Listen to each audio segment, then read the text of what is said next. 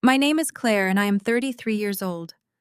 My brother handed me a list of 6 humiliating demands I had to obey just to be deemed worthy of attending his wedding. He told me to complete them if I did not want to ruin his perfect image in front of his wealthy new relatives. I just laughed, booked a one-way first-class ticket to Bali, and sent him a final wedding gift. When he opened that box in front of hundreds of elite guests, his entire world collapsed and his face lost all color.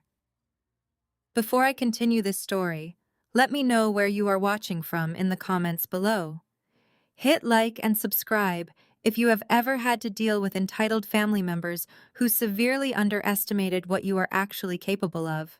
The confrontation began on a rainy Tuesday evening inside an exclusive seafood restaurant in downtown Greenwich, Connecticut.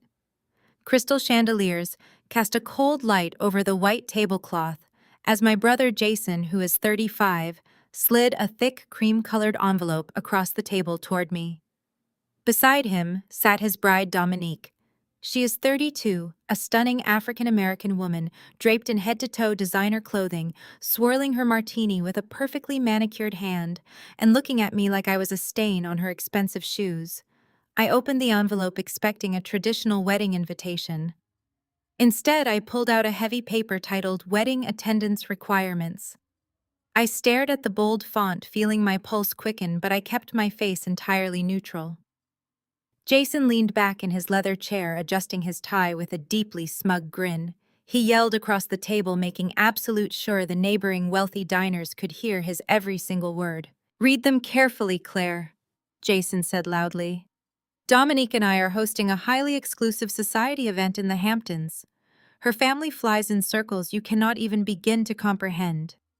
If you want to stand in our photos, you need to follow the strict rules. First, you need to dye that cheap-looking hair of yours. A vibrant color simply does not fit the muted elegance of our chosen palette. Second, when Dominique's relatives ask what you do for a living, you are forbidden from mentioning your pathetic freelance gig. Tell them you do administrative work for a local charity. We cannot have them knowing you manage a failing event planning hustle. And finally, number 6, you will wire $15,000 to our joint account by Friday to cover the cost of the bridal suite. Consider it a mandatory tribute to show you actually support this union." I looked up from the ridiculous list, my eyes shifting from Jason to our mother Susan, who was casually slicing her grilled salmon. I expected my parents to say something to intervene. Instead, my mother chewed her food and pointed her silver fork at me. "Your brother sacrificed everything to build his finance career, Claire," she said coldly. "He is a senior director now. The least you can do is not embarrass him in front of the country club elite like you did when you dropped out of college. You threw your entire future away. Now Jason is giving you a chance to be part of a real high-class event. Be grateful and pay the suite fee." My father Thomas wiped his mouth with a linen napkin and nodded in firm agreement. "Do not make this difficult," he added. "Your brother is marrying into a prominent family. You need to pull your weight and stop being so completely selfish." They waited for me to cry. They expected me to argue, to beg for their approval, to feel the deep shame they had tried to drill into me since I was 18. But I did not shed a single tear. I grabbed my phone. I opened my banking app, navigated to the scheduled transfers page, and found the $50,000 wedding gift I had arranged to send Jason the following morning. I quickly canceled the transaction. I locked my phone screen, took a deep breath, and slowly stood up, smoothing my dress down. Dominique scoffed, rolling her eyes as she set her glass down. "Have that $15,000 wired by Friday?" She sneered, her voice dripping with pure venom and absolute arrogance. "If the money is not in our account by the end of the business day, my private security team will bounce you right at the front gates. We simply cannot risk having anyone ruin the aesthetic of our luxury venue, especially someone who refuses to respect the basic standards of our sophisticated lifestyle." I looked down at her, a cold, unwavering smile forming on my lips. I felt absolutely no sadness, only the absolute clarity that I was completely done with these toxic people. I picked up the list of absurd demands and let it slip from my fingers. The heavy cardstock felt utterly weightless as I released my final ties to them. I was breaking their chains of manipulation forever. The thick paper drifted down and landed squarely in the center of her half-eaten steak, soaking up the leftover juices. "Do not worry," I said, my voice dangerously calm and perfectly steady as I grabbed my purse. "I will not be at the gates. And I highly suggest you check your own financial statements before you try to lecture me about class and status again. Enjoy the rest of your dinner because it is the very last one I am ever paying for." I turned and walked directly out of the dining restaurant without ever looking back once. I left them sitting there in stunned silence, totally unaware that the storm was just beginning and I controlled the weather. They wanted to play a very ruthless game of power, influence, and money. They were about to learn that I owned the entire board now. The damp Connecticut air hit my face the second I pushed through the heavy glass doors of the restaurant. Rain lashed against the pavement, reflecting the harsh glow of the streetlights. I pulled my coat tighter around my shoulders, my pulse still pounding from the confrontation inside. I marched straight to the valet stand, handing over my ticket without a single word. The attendant took one look at my rigid posture and immediately sprinted off to retrieve my car. I stood under the canvas awning, taking a deep breath to steady my shaking hands. I had done it. For the first time in my life, I had walked away. I had refused to play their twisted game. "Clare, wait." The voice echoed from the restaurant entrance. I turned and saw my father Thomas hurrying down the wet concrete path. His expensive tailored suit was getting completely ruined in the downpour, but he did not seem to care. He looked frantic. A sudden foolish spark of hope flared in my chest. For a split second, the little girl inside me thought my father had finally found his backbone. I thought he had chased after me to apologize, to tell me that Jason and Dominique were completely out of line, to assure me that I did not have to buy my way into my own brother's wedding. He closed the distance between us and grabbed my arm. His grip was not affectionate. It was hard, tight, and entirely commanding.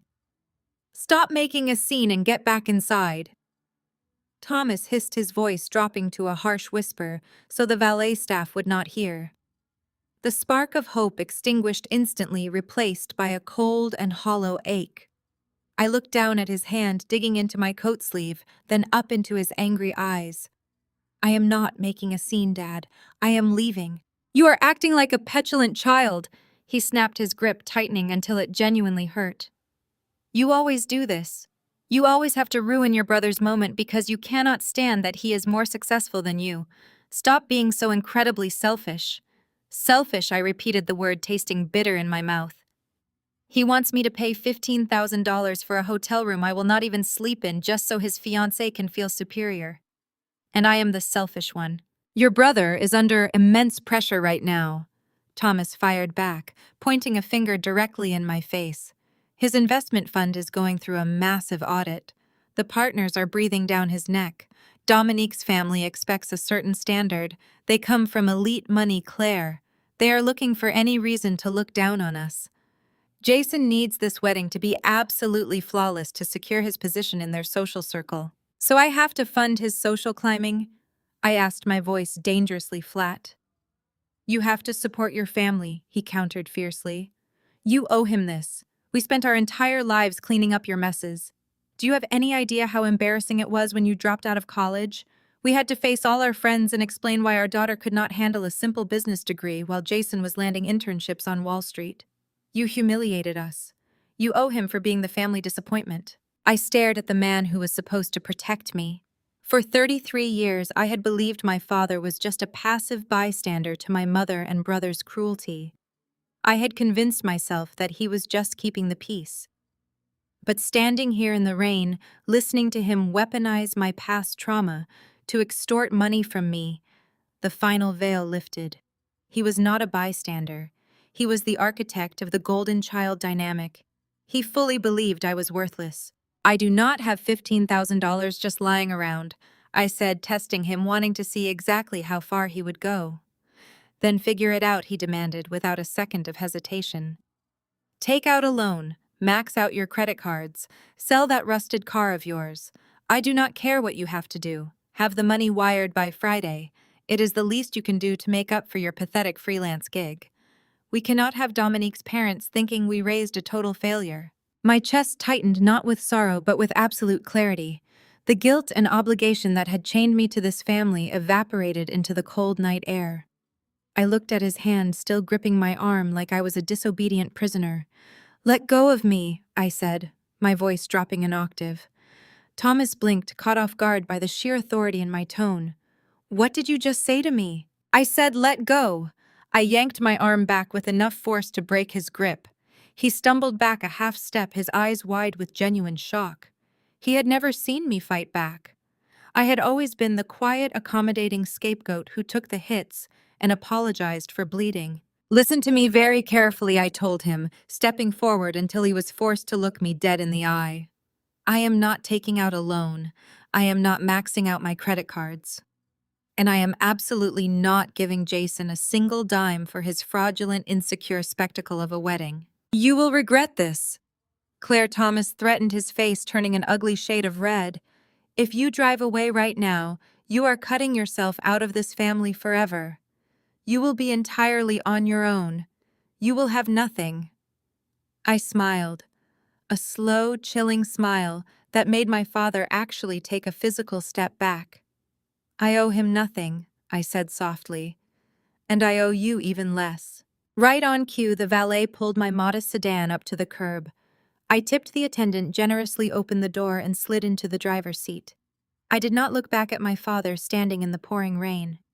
I put the car in drive and pulled away from the restaurant, leaving the toxic illusion of my family in the rearview mirror. The moment I hit the highway, the silence of the car felt like a sanctuary.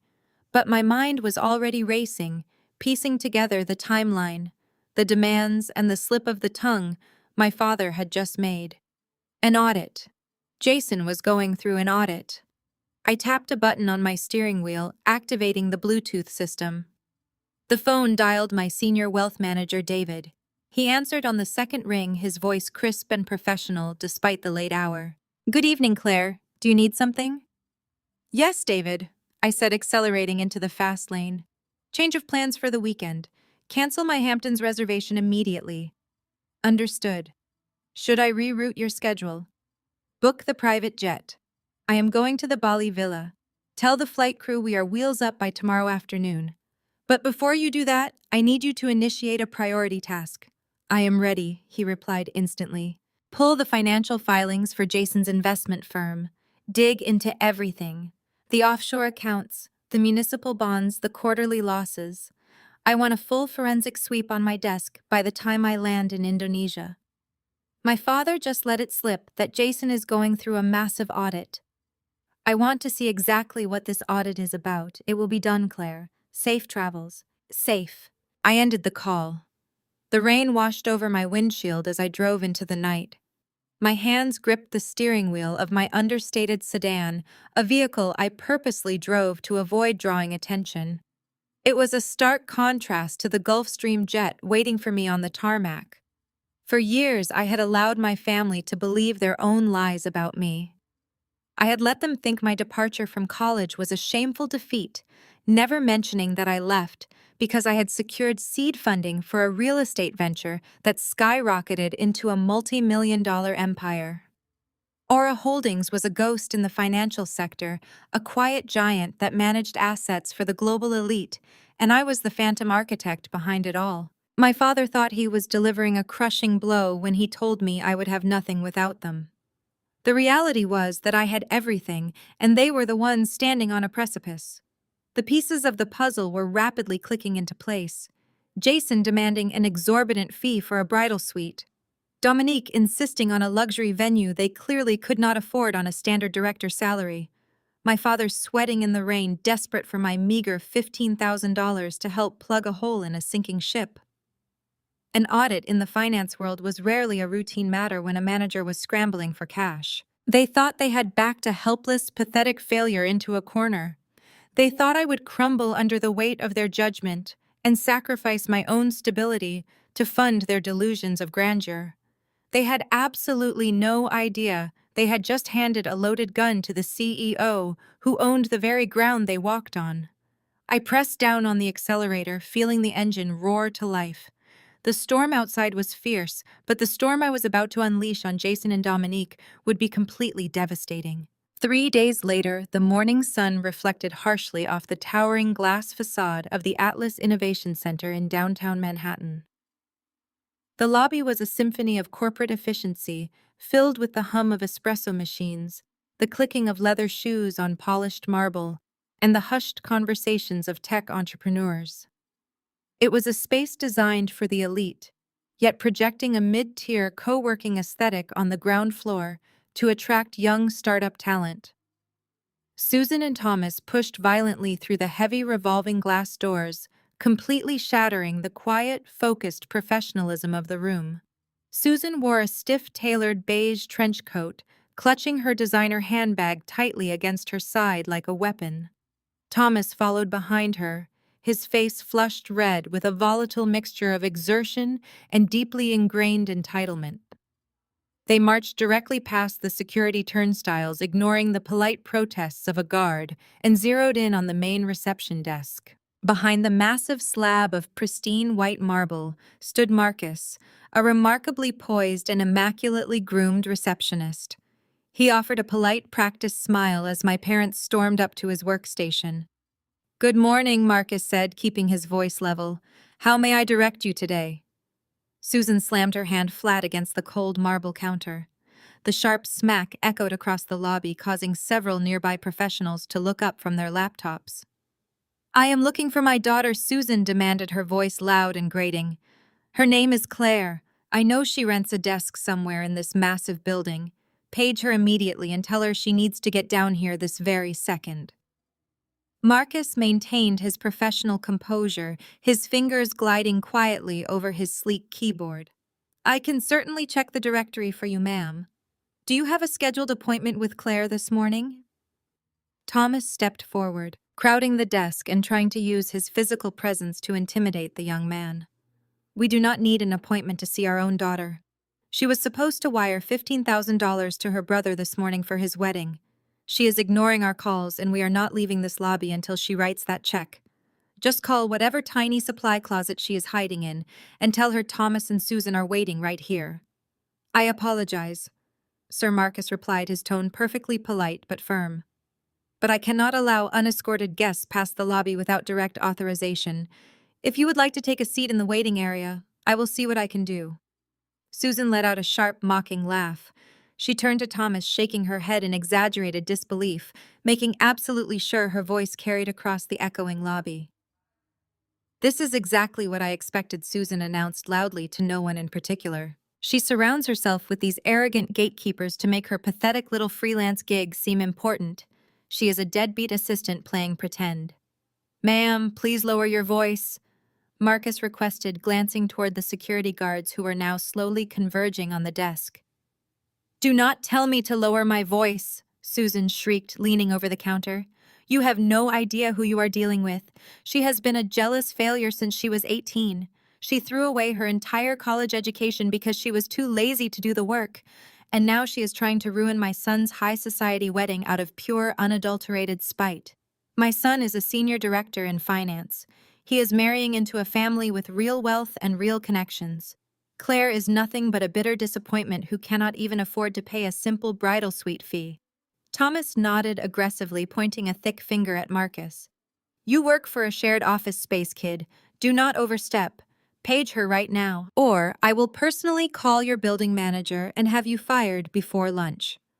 We are done playing games with a girl who organizes cheap birthday parties for a living." The lobby had gone entirely still. The typing had stopped. The espresso machines had fallen silent. Dozens of highly successful professionals were now openly staring at the two older people throwing a spectacular temper tantrum in the middle of a premier corporate hub. Marcus stopped typing. He took his hands off the keyboard and slowly looked up. The customer service smile vanished from his face, replaced by a look of profound, genuine bewilderment. He looked at Susan, then at Thomas, and then down at his computer screen, as if making sure he had heard them correctly. "Sir, ma'am," Marcus began, his voice completely devoid of the deferential tone he had used moments ago. "I think there is a very significant misunderstanding here. The only misunderstanding is that you think you can tell us no," Thomas barked. Marcus shook his head slowly. "No, sir. The misunderstanding is about who exactly you are looking for. Claire does not rent a hot desk in this building, and she is certainly not a freelance assistant or a party planner. Susan crossed her arms tight across her chest, a smug, victorious look washing over her face. She thought she had caught me in a lie. Then what exactly does she do here? Tell me so I can expose her lies right now. Marcus looked directly into Susan's eyes. His delivery was deadpan cold and utterly devastating. She does not work in the co-working space, ma'am, Marcus stated clearly, his voice carrying through the silent lobby. She owns this entire building, every single floor. Aura Holdings is the parent corporate entity of this property, and Claire is the sole founder and chief executive officer. The air vanished from the room. Susan's expression completely shattered. Thomas froze in mid-breath. She is currently in the penthouse boardroom, Marcus added. A soft, melodic chime echoed through the silent room. The private gold-plated elevator doors at the far end of the marble hallway began to slide open. The private gold-plated elevator doors slid open with a soft chime, revealing a sprawling penthouse boardroom bathed in natural light from floor-to-ceiling windows overlooking the Manhattan skyline. Thomas and Susan stepped out onto the plush carpet, their initial expressions of absolute shock quickly morphing into defensive hostility. The room was a fortress of modern luxury and corporate power. A massive mahogany table dominated the center, surrounded by men and women in impeccably tailored suits, reviewing thick legal binders. At the head of the table sat Claire, casually holding a sleek silver pen, looking completely unbothered by their sudden intrusion. Two broad-shouldered security guards immediately moved to intercept my parents, but I raised a single hand silently, signaling them to stand down. I wanted to hear exactly what they had to say now that their entire worldview had been shattered. Instead of showing a single ounce of humility, Thomas puffed out his chest completely, ignoring the imposing environment. He marched toward the conference table, his face flushed with that familiar, terrifying rage I had spent my entire childhood trying to avoid. "So this is the game you are playing," he barked, his voice echoing sharply against the glass walls. "You have been sitting up here hiding money while your brother struggles to put together his wedding. You let us think you were barely scraping by. You selfish brat." Susan flanked him, her eyes darting aggressively around the room, taking in the expensive artwork and the silent stares of my executive legal team. She pointed a trembling finger at me. "Do you have any idea how sick this is?" Susan demanded, her voice shrill.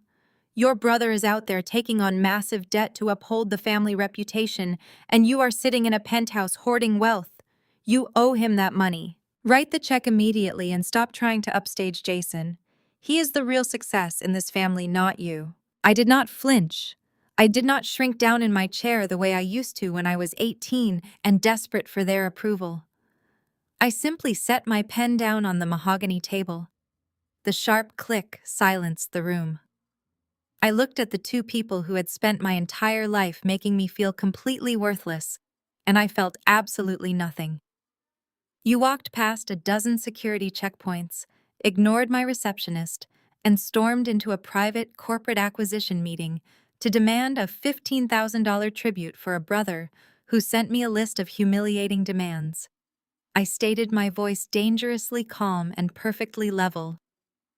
My lead corporate counsel, a sharp-eyed woman named Evelyn, adjusted her glasses and stared my parents down. She leaned forward, resting her forearms on the table. "You are currently trespassing on the private property of Aura Holdings. Unless you have a scheduled corporate meeting with the chief executive officer, I highly suggest you lower your voices and exit the premises before we press formal charges." Thomas completely ignored Evelyn, stepping closer to my chair, attempting to use his physical size to intimidate me, just like he had when I was a teenager. "Do not let your lawyers talk to me that way, Claire. I am your father. I do not care what kind of fancy title you bought for yourself. You are still part of this family, and family helps each other. Jason's fund is under a massive audit right now. Dominique's parents are watching his every move. He needs that money today. If you have the resources to run a place like this, You have the resources to cover the entire cost of the bridal suite and the rehearsal dinner. It is your duty to fix this. I looked at my father, studying the desperate, greedy calculation in his eyes. He did not care about my success. He only cared about how my newly discovered wealth could be immediately weaponized to serve his golden child. You wanted me out of the wedding? I said, my tone ice cold and devoid of any emotion. You stood in the rain outside a restaurant and told me I was a failure who owed Jason for simply existing. You told me I was entirely on my own and that I would have nothing. Well, I am out of the wedding, and you are out of my life. I gestured to the two massive security guards waiting silently by the elevator bank. Escort them off my property. If they resist, call the police and have them arrested for trespassing. Susan gasped, clutching her chest as if she had been physically struck. You cannot do this to us. We are your parents. You are a monster. Thomas lunged forward, but the security guards were faster. They grabbed him by the arms effortlessly, lifting him off his feet and dragging him backward toward the open elevator doors. He thrashed and kicked his face purple with absolute fury. You will regret this, Claire. You are tearing this family apart over nothing. You are a vindictive, jealous little girl. Susan screamed obscenities as the guards forced them both into the elevator car. I held my gaze steady, staring right back at them as the gold-plated doors finally slid shut, cutting off their frantic, hateful shouting. The silence returning to the boardroom was pristine. I grabbed my silver pen, completely unbothered by the chaos. Marcus, my lead financial investigator, stepped inside and dropped a red file right onto my desk. We finished tracking Jason's finances, Marcus said, his voice serious. The audit is not routine. He embezzled exactly $600,000 from his own VIP investors to secretly pay for the Hamptons mega mansion venue. I slowly opened the file, scanning the highlighted bank records. When I saw the specific venue name, I laughed aloud. He actually rented the Ocean Crest estate, I asked, tapping the paper. Marcus silently nodded his head. Yes, absolutely. I smiled slowly, closing the thick red file. That is actually one of my properties. The black car glided onto the tarmac, stopping beside the gleaming white Gulfstream jet. I stepped out, the humid New York air clinging to my skin. A flight attendant took my bag and gestured toward the cabin. I climbed the stairs, leaving the chaos of my parents and that pathetic confrontation far behind me. The interior was a sanctuary of cream leather. I took my seat near the large oval window, buckling in as the engines hummed to life. For years, my family had treated me like a stain on their pristine social fabric. Now I was ascending to an altitude they could never reach. The plane taxied down the runway, gathering speed until the wheels lifted off the ground. I watched the Manhattan skyline shrink into gray blocks. The storm I promised was brewing, and I was comfortably out of its destructive path. 2 hours later, a rented white Rolls-Royce pulled up the sweeping gravel driveway of the Ocean Crest estate in the Hamptons. The massive wrought iron gates, which I personally selected during the property renovation 2 years ago, swung open to admit them. Dominique demanded subservience. She stormed through the grand double doors of the foyer, her designer heels clicking sharply against my imported Italian marble floors. The estate staff, a highly trained team directly employed by Aura Holdings, stood in a polite line to greet the arriving bridal party. Dominique immediately launched into a tirade. She snatched a champagne flute from a silver tray held by my estate manager, Elena. "This is completely unacceptable!" Dominique shrieked, her voice echoing harshly off the vaulted ceilings. I explicitly requested flawless crystal. "Look at these spots. Are you all completely incompetent? My family is arriving in 4 hours, and this place looks like a cheap banquet hall." Elena maintained a neutral expression. She had been briefed on the situation. She knew exactly who really owned the house and exactly how this weekend was going to end. "I apologize, ma'am," Elena replied calmly. "We will have the glassware set repolished immediately." "Do it now," Dominique barked, tossing the glass back onto the tray with enough force to make it rattle dangerously. "And tell the catering team the floral arrangements in the grand ballroom are the wrong shade of white. I will not have my perfect day ruined by lazy workers." If everything is not flawless by sunset, I will ensure none of you ever work again." And she marched away. While his fiancée terrorized the staff, Jason was hiding in the estate's mahogany-paneled library, sweating profusely. He paced frantically across the Persian rug, clutching his cell phone to his ear like a lifeline. He looked haggard, the stress of his impending audit carving deep lines into his face. The phone finally connected. "Richard, thank you so much for returning my call," Jason said, forcing a tone of hearty confidence that completely contradicted his panicked pacing. "I know you had some questions regarding the latest quarterly statements." A heavy, commanding voice responded through the receiver. "I have more than a few questions, Jason. There is a massive discrepancy. $600,000 is unaccounted for. I need an explanation, and I need it immediately before I contact the regulatory board." Jason swallowed hard, a bead of sweat tracing a line down his temple. He leaned heavily against my antique writing desk. "There is absolutely no need to worry, Richard," Jason lied. "The funds are perfectly safe. We recently shifted that capital. Your money is currently locked in a highly exclusive, high-yield municipal bond. It is a closed offering, which is why it has not appeared on the reporting dashboard just yet. You will see the full transfer reflected on Monday morning, I guarantee it." Richard paused on the other end of the line. Monday morning. Jason closed his eyes, praying for the lie to hold. Yes, Monday morning at the absolute latest. "Trust me, Richard. Have I ever steered you wrong? I am getting married tomorrow. I would not be taking time off if everything was not perfectly under control. Enjoy your weekend, and we will talk next week." Jason ended the call, his hand shaking so violently he nearly dropped the phone. He wiped his face, totally unaware the walls were closing in. At 40,000 feet, the flight attendant approached my seat, carrying a silver tray with a chilled crystal flute of vintage champagne. I accepted the glass with a polite nod, taking a slow, appreciative sip. The bubbles danced on my tongue. I picked up my satellite phone. The connection was crystal clear as I dialed the secure number. The line rang twice before a familiar, commanding voice answered. I leaned back into the plush leather, watching the clouds drift by outside the cabin window. "Richard." "It is Claire," I said, a genuine smile finally spreading across my face. "I assume you just had a rather interesting conversation with my brother." "Yes," Claire Richard replied, his tone shifting entirely from the harsh anger he had just used with Jason. "It sounded exactly as you predicted. He gave me the high-yield municipal bond excuse. He sounded absolutely terrified." I took another sip of champagne. "He should be terrified," I noted softly. "The money is gone. He funneled every single penny into securing his wedding venue and trying to buy his way into his new family. He is a thief masquerading as a financial prodigy." "Are we proceeding with the plan?" Richard asked, a hint of dark amusement in his voice. "Yes, the trap is set." I confirmed, my gaze fixed on the endless blue horizon outside my window. "Go to the wedding tomorrow, enjoy the caviar and the champagne, smile for the cameras. And one more thing, Richard, I am listening, Claire. I am personally sending a very special gift to the reception," I said, my voice dropping to a near whisper. "Just make sure you have a front row seat when he opens it."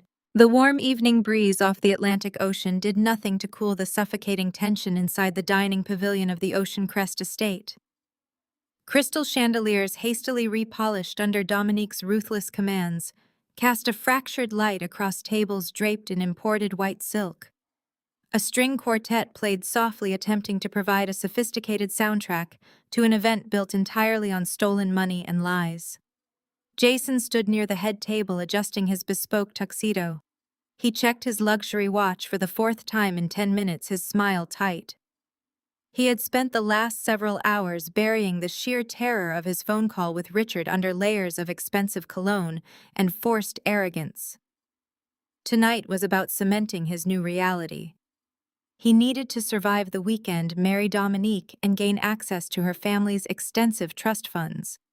Once the marriage certificate was signed, he could easily shuffle the accounts, pay back the embezzled $600,000, and no one would ever be the wiser. He grabbed a flute of champagne from a passing waiter and drained it in a single swallow. The heavy oak doors of the pavilion swung open and the atmosphere shifted instantly. Dominique's parents, Charles and Beatrice, made their elegant entrance. They moved with the slow, unquestionable confidence of people who possessed staggering wealth. Beatrice wore an understated emerald gown that radiated quiet power, while Charles surveyed the room with the casual indifference of a man accustomed to owning everything. Susan and Thomas abandoned their conversation and sprinted across the marble floor to greet them. Susan's face contorted into a mask of pure sycophancy. She reached out, grasping Beatrice's hands with desperate enthusiasm. "It is absolutely wonderful to finally have you here," Susan gushed, her voice unnaturally high. "We have been making sure every single detail is perfectly aligned with your impeccable standards." Thomas nodded vigorously beside her, his posture hunched in an embarrassing display of submission. "We want nothing but the best for Jason and Dominique. This estate is a small token of our commitment to their future together." Charles offered a thin, tight-lipped smile, his gaze sweeping over Thomas's posture before settling on Jason. "It is an impressive property, Jason," Charles noted, his tone giving nothing away. "I am surprised your firm allows you enough liquid capital to rent a place like this for the weekend." Jason stepped forward, projecting absolute confidence. He clapped his future father-in-law lightly on the shoulder. "Hard work and smart investments pay off, Charles. I wanted Dominique to have the venue of her dreams." Beatrice took a sip of her water, her eyes scanning the family gathered around the head table. Her gaze lingered on an empty chair near the end. "Tell me," Susan Beatrice asked, her voice carrying over the soft music, "where is Jason's sister tonight? I was under the impression she would be joining us for the rehearsal dinner." The temperature around the table seemed to plummet. Susan froze, her fingers digging sharply into her clutch. Thomas swallowed hard, his eyes darting frantically toward his son. Jason did not miss a beat. He stepped into the silence, letting out a dramatic sigh. He lowered his gaze, crafting an expression of profound sorrow that he had practiced in the mirror. He placed a gentle, comforting hand on Dominique's waist. "Beatrice, I hate to bring down the mood of such a beautiful evening," Jason began, his voice thick with fake emotion. "But unfortunately, Claire will not be joining us this weekend or ever again, to be completely honest." Beatrice frowned, leaning forward. "Oh my, has something terrible happened?" Jason slowly shook his head, looking like a man carrying the weight of the world. "It is a tragedy, really. Claire is dealing with some severe mental health issues. She has completely spiraled out of control over the last few years. She refuses to seek professional help, and she is drowning in extreme debt due to her reckless behavior. It breaks my heart to say this, but she became aggressive and erratic. We had to cut contact for our own safety. We simply could not risk her bringing her instability into our new life together, especially around your family." Susan pressed a napkin to her eyes, playing the role of devastated mother perfectly. "We tried everything to save her, Beatrice. We gave her money, we gave her endless opportunities, but she threw it all away. We had to protect Jason from her destructive jealousy." Beatrice's expression softened into genuine pity. She reached out and patted Jason's arm. "That is absolutely devastating, Jason. You made the right choice. Mental illness is a terrible burden, and you must protect your new family first. We fully support your decision to keep her away." Jason smiled bravely, nodding his head in solemn agreement. "Thank you, Beatrice. That means the world to me." Just as the tension began to dissipate, a commotion at the entrance drew everyone's attention. 6 estate staff members marched into the pavilion in a perfect line, carrying a floral arrangement so massive and extravagant it instantly commanded the entire room. It was a cascading waterfall of rare white orchids, deep black roses, and heavy gold-dipped lilies. They carefully placed the towering display directly in the center of the head table. The guests murmured in awe at the sheer expense of the arrangement. Jason stepped forward, his chest puffing out with pride as he plucked a card from the center of the orchids. He opened the envelope, assuming it was a gift from a wealthy colleague. He read the card aloud, his voice dripping with supreme arrogance. "To the perfect couple. See you at the reception. Signed, the estate owner. Jason smirked confidently, sliding the card directly into his tuxedo pocket. He looked around the table, making sure Charles and Beatrice were watching his reaction. He honestly believed his fabricated charm and stolen wealth had successfully impressed the unseen billionaire landlord. He had absolutely no idea the true estate owner was already circling his perfect wedding like a hungry shark in bloody water. The tropical air of Indonesia wrapped around me the moment I stepped off the Gulf Stream. My driver waited on the tarmac, holding the door to a sleek SUV. The drive through the jungles of Bali was a blur. My mind remained focused on the digital trap I had left behind in New York. We arrived at my cliffside villa just as the sun dipped below the horizon, painting the Indian Ocean violet and gold. The property was a masterpiece of modern architecture suspended over crashing waves, featuring pools that bled directly into the sea. My staff greeted me with jasmine tea, but I bypassed the pleasantries. I walked straight into the glass-walled study overlooking the ocean. I set my briefcase on the desk and pulled out my iPad. With a few quick taps, I bypassed the firewall of the Ocean Crest estate. As the owner, I had installed state-of-the-art surveillance throughout the public areas and administrative rooms. It was a standard security measure, completely legal, and clearly outlined in the dense rental agreement Jason had foolishly signed without reading. The high-definition feeds popped onto my screen, divided into a grid of 12 distinct camera angles. I leaned back in my chair and watched my family operate in their natural habitat. The rehearsal dinner was winding down in the grand pavilion.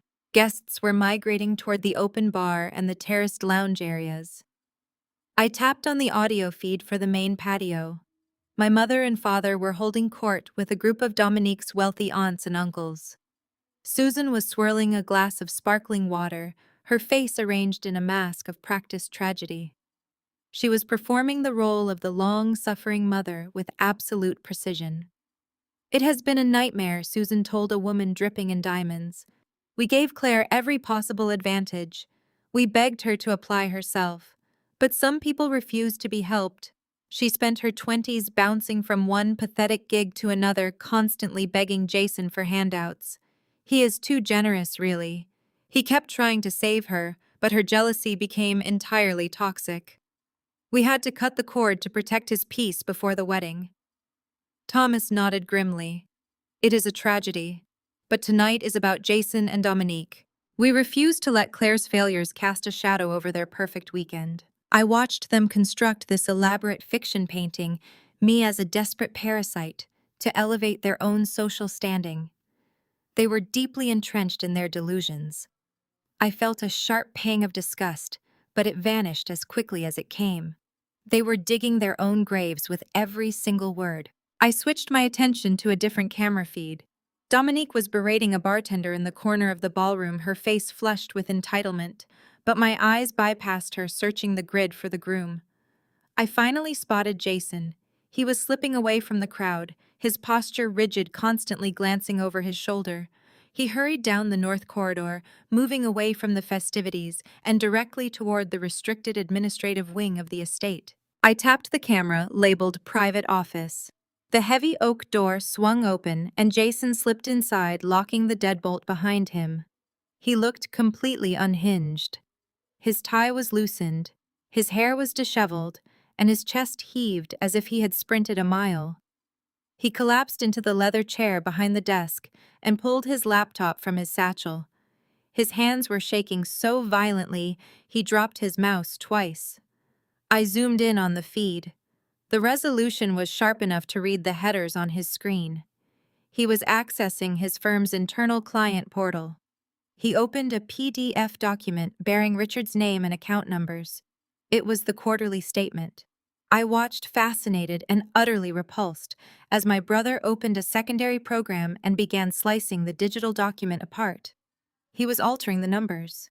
He was frantically typing in fake municipal bond yields, trying to cover up the gaping $600,000 hole he had blown in his primary investor's massive portfolio. He was sweating profusely, wiping his forehead with the back of his sleeve. He kept muttering to himself, his lips moving in a frantic, silent panic. He was trying to build a counterfeit safety net out of digital smoke and mirrors, praying he could hand Richard a printed lie the next morning and survive just long enough to say his vows. He thought he was a brilliant mastermind pulling off the ultimate heist. He had no idea his every keystroke was being broadcast across the globe to the sister he deemed a worthless failure. I reached for my phone and dialed a restricted number. The line connected immediately to Marcus, my lead investigator, who was currently stationed in an unmarked surveillance van parked just outside the estate gates in the Hamptons. Status, Marcus answered crisply. "We have a rat in the administrative office," I replied. My eyes locked on Jason's sweating face on the screen. He is attempting to forge Richard's financial statements right now. He needs to download the fake document to print it for tomorrow. Understood. Do you want me to send security in? No, I said, a slow, predatory smile forming on my lips. I want him to panic, disable the Wi-Fi in the main office, let him sweat, and prepare the black box for tomorrow's toast. I watched the screen intently. Seconds later, Jason suddenly slammed his hand against his laptop, his mouth opening in a silent scream of absolute frustration as his connection completely flatlined. He grabbed his hair violently, knocking over a stack of papers. He was trapped in a nightmare of his own making, entirely isolated and out of time. He frantically clicked his mouse trying to refresh the dead page, but the network was permanently severed. We are now going to give my brother the wedding gift he truly deserves. The midday sun hammered down on the Hamptons estate, illuminating a wedding ceremony so aggressively lavish it bordered on the absurd. A pristine white runner stretched across the manicured lawn, flanked by thousands of imported white peonies flown in from Holland just hours prior. A string quartet played a delicate piece, though their music was nearly drowned out by the rustle of expensive silk and the hushed murmurs of New York high society taking their seats. Dominique stood at the top of the aisle clutching a bouquet of rare orchids. She did not look like a woman deeply in love. She looked like a general surveying a conquered territory. Her eyes darted furiously left and right, ensuring every single floral arrangement was perfectly symmetrical and that the estate staff were completely out of sight. She hissed a sharp command to her maid of honor to fix her train, her smile snapping into place only when the photographer raised his heavy lens. She began her slow march down the aisle, nodding gracefully to her wealthy relatives, completely oblivious to the digital trap closing tightly around her. At the altar, Jason was falling apart. He stood next to the officiant in his custom-tailored tuxedo, his hands clasped tightly together to hide their violent shaking. He forced a wide, brilliant smile for the approaching bride, but his eyes kept darting to the second row. Richard sat there, an immovable mountain in a dark suit. While the other guests beamed and wiped away sentimental tears, Richard remained entirely motionless. His arms were crossed over his broad chest, his expression hard and completely unamused. His cold gaze bored directly into Jason, a silent, terrifying reminder of the $600,000 missing from his accounts. Jason swallowed a lump in his throat, feeling a fresh bead of sweat slide down his spine. He had promised Richard the funds would show up on Monday. He just needed to get through the next 24 hours, secure his legal tie to Dominique and her family wealth, and replace the stolen capital before the regulatory board was alerted. He mentally chanted the plan over and over, trying to slow his racing heart as Dominique finally reached his side. The officiant began the ceremony, his booming voice echoing across the sprawling coastal property. He spoke of eternal love, partnership, and building a foundation of solid trust. Jason nodded enthusiastically at all the right moments, playing the role of the devoted, wealthy groom to absolute perfection. When the time came for the exchange of vows, Jason took Dominique by the hands. He projected his voice so the entire crowd, especially Charles and Beatrice, could hear his solemn pledge. "Dominique, you are my everything," Jason declared, infusing his words with a nauseating level of fabricated devotion. "I promise to always protect you, to cherish you, and to always provide a life of absolute luxury that you so deeply deserve. You will never want for anything as long as I am breathing." In the second row, directly across from the glaring Richard, Susan, and Thomas, watched their golden child with rapt attention. Susan dabbed at her dry eyes with a lace handkerchief, leaning close to her husband. "This is simply beautiful," Susan whispered, her gaze fixed securely on the massive diamond glittering on Dominique's finger. Thomas nodded his head, a smug, satisfied smirk playing across his lips as he surveyed the wealthy crowd and the billionaire estate surrounding them. "Thank God that embarrassment. Claire is not here to ruin these photos," Thomas whispered back, keeping his teeth clenched in a smile for the cameras. "Can you imagine the scene she would have caused?" Jason finally found his level. "We never have to worry about her dragging us down again."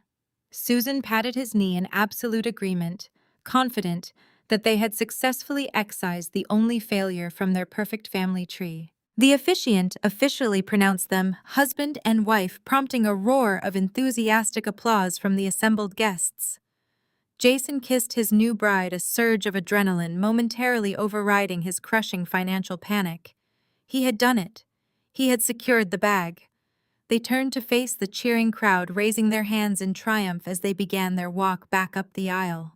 The string quartet swelled into a joyous crescendo, signaling the end of the formalities and the beginning of the extravagant celebration. The wedding coordinator, a frantic woman with a clipboard, immediately began herding the attendees toward the grand reception hall located at the rear of the sprawling estate.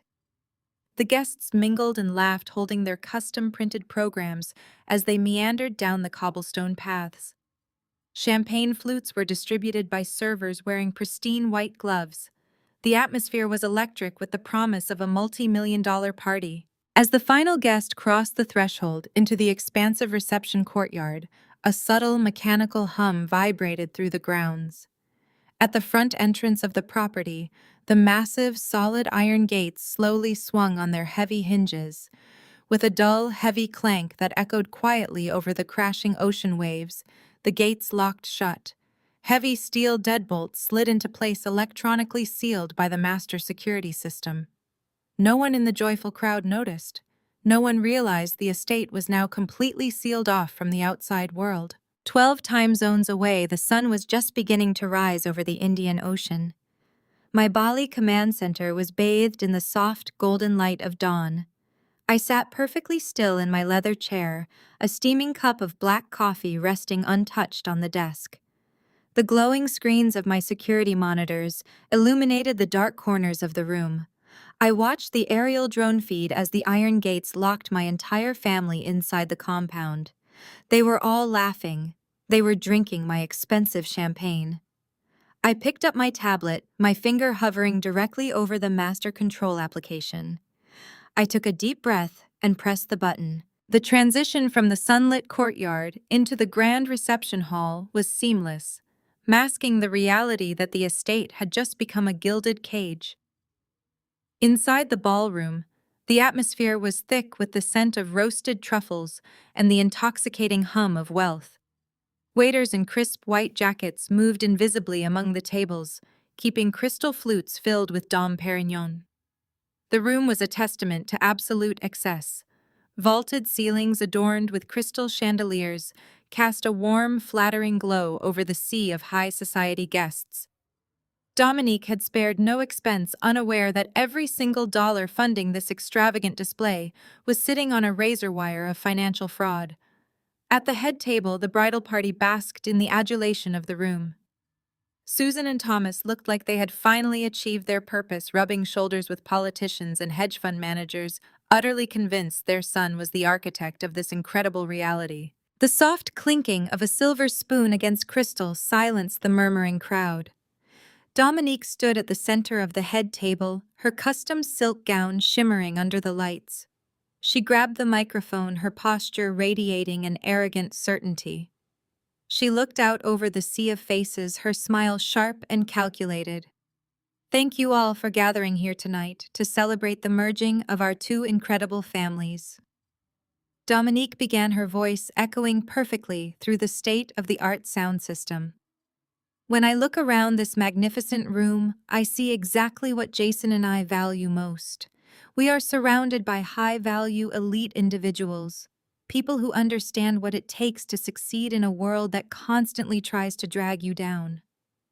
She paused, letting her gaze sweep over her own wealthy relatives, completely ignoring Susan and Thomas, who were nodding along like eager lapdogs. Jason and I are cut from the same cloth. Dominique continued, her tone dripping with superiority. We believe that true legacy is built on a foundation of absolute honesty and relentless hard work. We did not accept handouts. We forged our own path. We demanded excellence from ourselves and from everyone around us, and that is why we are standing in a place like this today. We refuse to associate with anything less than perfection. We simply do not have room in our lives for failure or the people who bring it. Susan clapped enthusiastically, voicing her agreement, oblivious to the fact that her daughter-in-law was subtly insulting her own family's origins. The irony of Dominique praising honesty, while her husband sweat through his tuxedo over a stolen $600,000 venue deposit, hung heavy in the air, invisible to the adoring crowd. Jason took the microphone from his new bride, offering her a kiss that looked rehearsed. He turned to the crowd, flashing his charismatic grin. He gripped the microphone stand, projecting the image of a titan of industry. He looked out at the audience, his eyes deliberately avoiding the second table, where Richard sat motionless, his arms crossed, an untouched plate of expensive food sitting in front of him. "My beautiful wife is absolutely right," Jason said, his voice smooth and practiced. "We built this life together through sheer determination and a strict adherence to our core values, but even the most successful individuals know how to recognize greatness in others."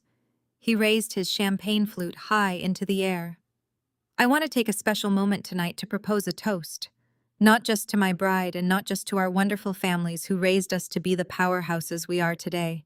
I want to raise a glass to the extraordinary anonymous billionaire owner of this breathtaking estate." Jason puffed out his chest, completely buying into his own reality. "To whoever you are out there, we thank you for allowing us to host our elite gathering on your pristine grounds. We know you do not let just anyone through those gates. It takes a certain caliber of person to appreciate a property of this magnitude, and we are honored that you recognized us as peers. So to our unseen host, we salute you." Jason smiled smugly, absolutely convinced he had charmed the invisible landlord and secured his own social dominance. He took a long, arrogant sip of his champagne, bathing in the applause of the room. He felt invincible.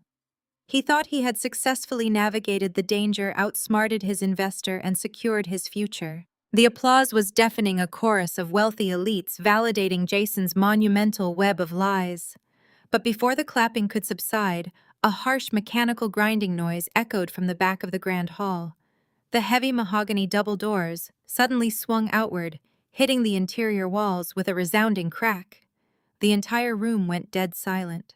The string quartet stopped playing. The sudden absence of music created a vacuum of suffocating tension. Through the open doorway, 4 men marched into the reception hall. They moved with synchronized precision. They wore crisp black suits, earpieces curled behind their necks, their expressions carved from stone. They did not look like wedding guests. They looked like an execution squad. They marched silently down the center aisle, their heavy footsteps thudding against the polished hardwood floor, cutting through the pristine silence of the room. In their gloved hands, they carried a black box. It was polished to a mirror finish, devoid of any markings or ribbons. It looked ominous. Jason froze at the head table, his champagne flute hovering inches from his mouth. His smirk instantly vanished, replaced by a pale, sickening dread. Susan gasped, clutching her chest, while Thomas took a step back. The 4 men reached the center of the dance floor, coming to a sudden halt directly in front of the bridal party. They did not speak. They did not smile. They simply stood there in absolute terrifying silence, holding the heavy polished black box, waiting patiently for the ultimate trap to finally spring completely closed around him. The box landed with a dull, heavy thud that seemed to vibrate through the crystal glassware. A thick, dark crimson silk ribbon was tied around its center, adding an unsettling air of formality to the ominous package. The four men immediately took a synchronized step backward. They crossed their hands in front of them, standing at perfect attention like sentinels guarding a vault. Jason stood frozen behind the table. His heart hammered violently against his ribs. His lungs felt tight.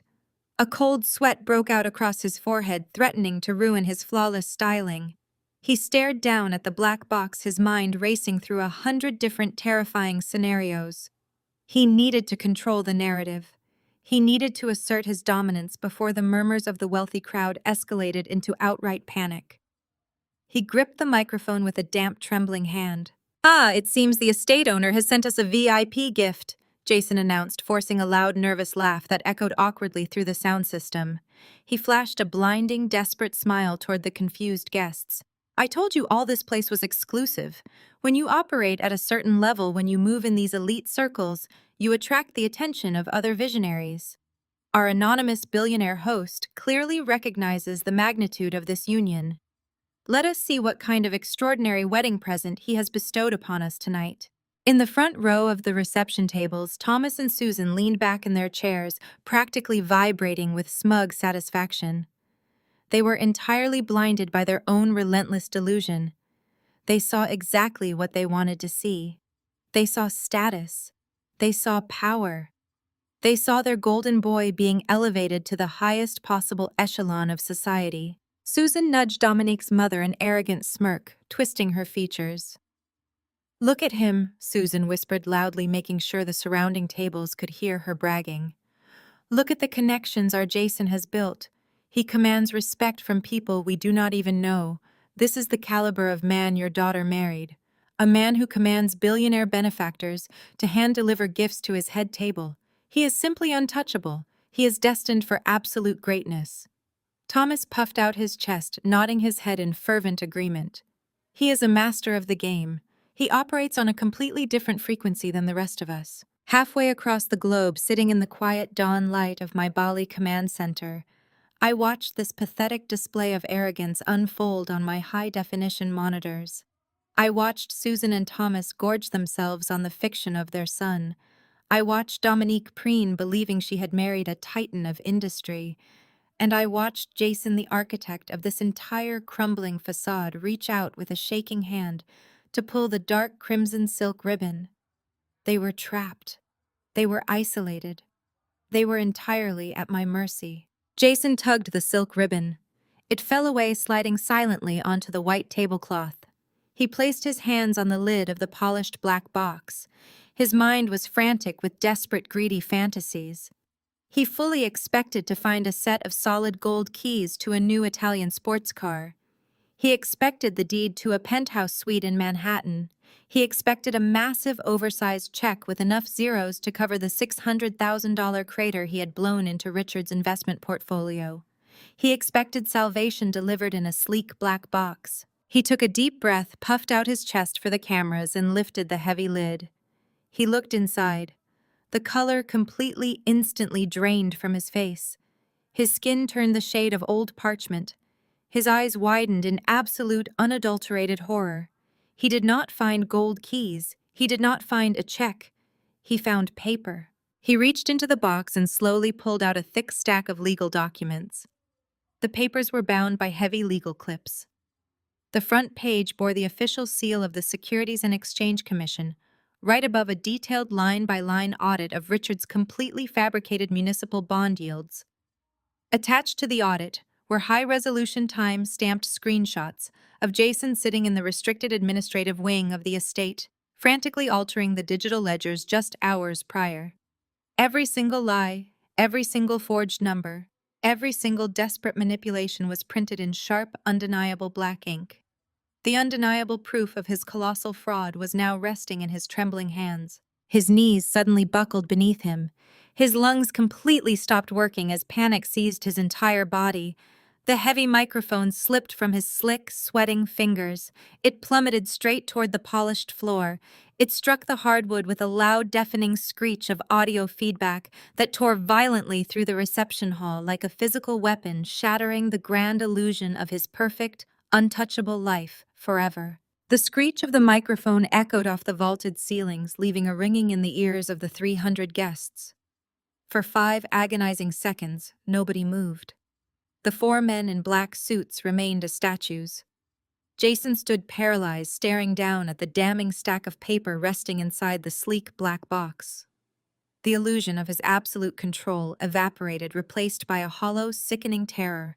He could feel the collective gaze of New York's elite burning into his skin, waiting for the charismatic groom to deliver a punchline that was never going to come. Dominique, utterly intolerant of anything that disrupted her perfect timeline, snapped first. Her sculpted smile vanished, replaced by a deep scowl of profound irritation. She looked at Jason, expecting him to smoothly recover to make a witty remark about an eccentric billionaire's bizarre sense of humor. Instead, she saw a man who looked like he was about to vomit directly onto the imported silk tablecloth. Her annoyance flared into genuine anger. This was her moment. This was the pinnacle of her social conquest, and her husband was ruining it by standing there like a petrified coward. With a sharp, indignant huff, Dominique stepped around the centerpiece. She reached directly into the polished black box. Jason made a weak, choked sound, his hand twitching forward, but he was entirely too slow. Dominique snatched the thick stack of legal documents from the velvet lining. She adjusted her posture, ready to laugh off whatever absurd prank this was, and flipped open the heavy cover page. She scanned the first few lines, her perfectly manicured eyebrows knit together in confusion. The document was dense with legal jargon, but the bold, capitalized headers were entirely unmistakable. She blinked, shaking her head slightly, assuming she had misread the text. She read it again. The words did not change. The blood began to drain from her flawless, glowing skin, leaving her looking suddenly pale and gaunt under the harsh ballroom lighting. "Notice of default," Dominique read aloud.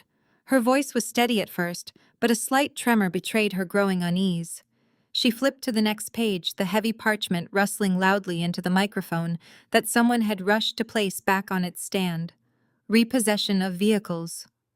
Dominique's eyes darted rapidly across the lines, absorbing the catastrophic financial reality printed before her.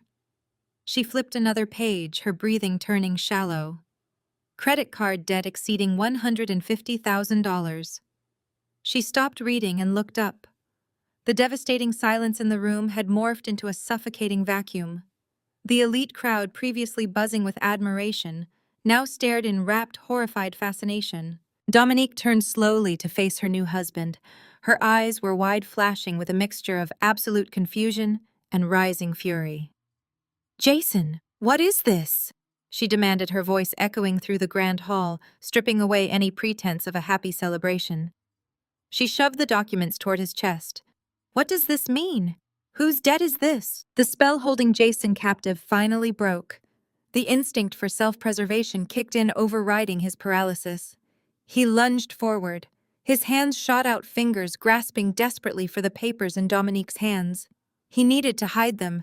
He needed to tear them to pieces, to burn them, to do anything to stop the information from spreading another inch. He threw his weight across the table, knocking over a crystal champagne flute. He never reached the documents. The lead suit, the man with eyes like chipped ice, moved with terrifying fluid speed. He stepped smoothly between the bride and groom. He did not throw a punch or raise his voice. He simply shifted his weight and extended a broad, immovable shoulder. Jason crashed hard into the man's solid frame. The impact sent the groom stumbling backward. He hit his chair, his arms flailing wildly before he crashed to the hardwood floor in a tangled heap of expensive tuxedo fabric. A collective gasp ripped through the audience. The polite, hushed murmurs instantly escalated into loud, frantic whispers. Chairs scraped against the floor as people leaned in, desperate to witness the spectacular collapse of the golden couple. The facade of high society decorum was completely shattered. At the front table, Dominique's parents rocketed out of their seats. Her father, a man accustomed to wielding absolute authority in corporate boardrooms, pointed a trembling, furious finger at the men in black suits. "What is the meaning of this?" he bellowed, his face turning a deep shade of crimson. "Who authorized you to enter this property? Explain yourselves immediately, or I will have you all arrested for trespassing." He moved toward the stage, his fists clenched, ready to physically defend his daughter's honor. The lead suit did not even blink.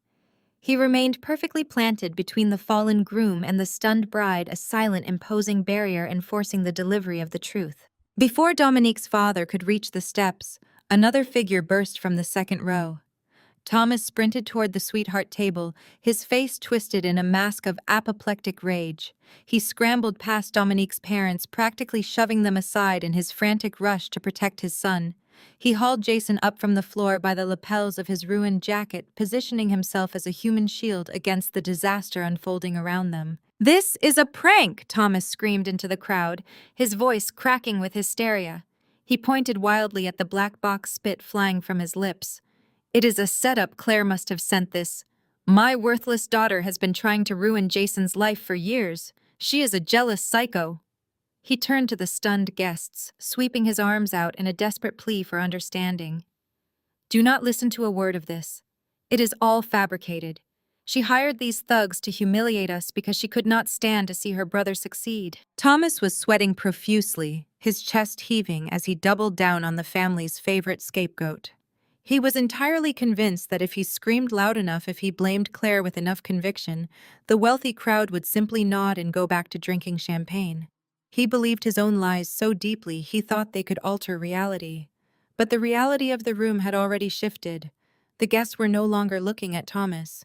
They were looking past him. From the very front row, Richard stood up. He did not rush. He did not scream. The billionaire investor simply buttoned his suit jacket with slow, deliberate precision. The whispers in the room died down instantly, replaced by a tense, heavy anticipation. Richard exuded an aura of absolute, terrifying power. He walked up the short flight of stairs to the main stage, bypassing the ranting Thomas and the trembling Jason without a single glance. Richard approached the sweetheart table. The lead suit respectfully stepped aside, allowing the Titan to pass. Richard looked down at the black box. He reached inside his large hand, moving with chilling calmness, and picked up the second document. Richard stood perfectly still at the sweetheart table, the heavy, suffocating silence of the grand reception hall pressing down on his broad shoulders. He did not bother to look down at Jason, who was currently trembling on the hardwood floor like a terrified child. Instead, Richard looked directly across the stage at Thomas. His voice, when he finally spoke, was dangerously quiet, yet it carried effortlessly to every single corner of the cavernous, crystal-lit ballroom. "This is not some elaborate prank from your daughter, Thomas," Richard stated, holding the thick stack of legal paper high in the air for the entire room to see. "This document right here is a certified, completely irrefutable forensic audit of my primary investment fund." Thomas opened his mouth to argue, his face turning purple, but Richard cut him off with a sharp, dismissive wave of his hand. "I hired an independent firm last week after noticing several glaring discrepancies in Jason's quarterly reports. I knew the numbers were entirely fabricated." Richard turned his cold, calculating gaze down to the groom. "The audit confirms exactly what I suspected from the very beginning. Jason did not generate massive returns from my portfolio. He diverted exactly $600,000 of my personal capital into an untraceable shell company." Richard paused deliberately, letting the staggering six-figure sum hang heavily over the elite crowd. "And he used every cent of those stolen funds to pay the florists, the caterers, and the staff for this exact wedding." The collective gasp from the 300 guests instantly sucked all the oxygen out of the massive room. The polite murmurs violently morphed into a deafening roar of scandalized shouts and furious whispers. Wealthy socialites covered their mouths in absolute shock, their eyes wide with morbid fascination. Hedge fund managers and corporate executives exchanged grim, knowing glances, calculating the severe legal fallout and distancing themselves from the Wilson family. Jason scrambled frantically backward, against the white stage, skirting his custom-tailored tuxedo pants, collecting dirt from the polished floor. He looked exactly like a cornered, desperate animal. "It is a simple accounting mistake," Jason choked out, his voice cracking pitifully as he scrambled for a lifeline. "The internal numbers are just temporarily misaligned. I was going to move the capital back into the primary account on Monday morning. It was just a short-term bridge loan." Richard dropped the heavy, damning audit directly onto Jason's chest. The thick paper hit the groom with a heavy thud. You do not bridge loan stolen capital to pay for imported ice sculptures and vintage champagne, you pathetic lying thief. Richard growled, his voice laced with pure disgust.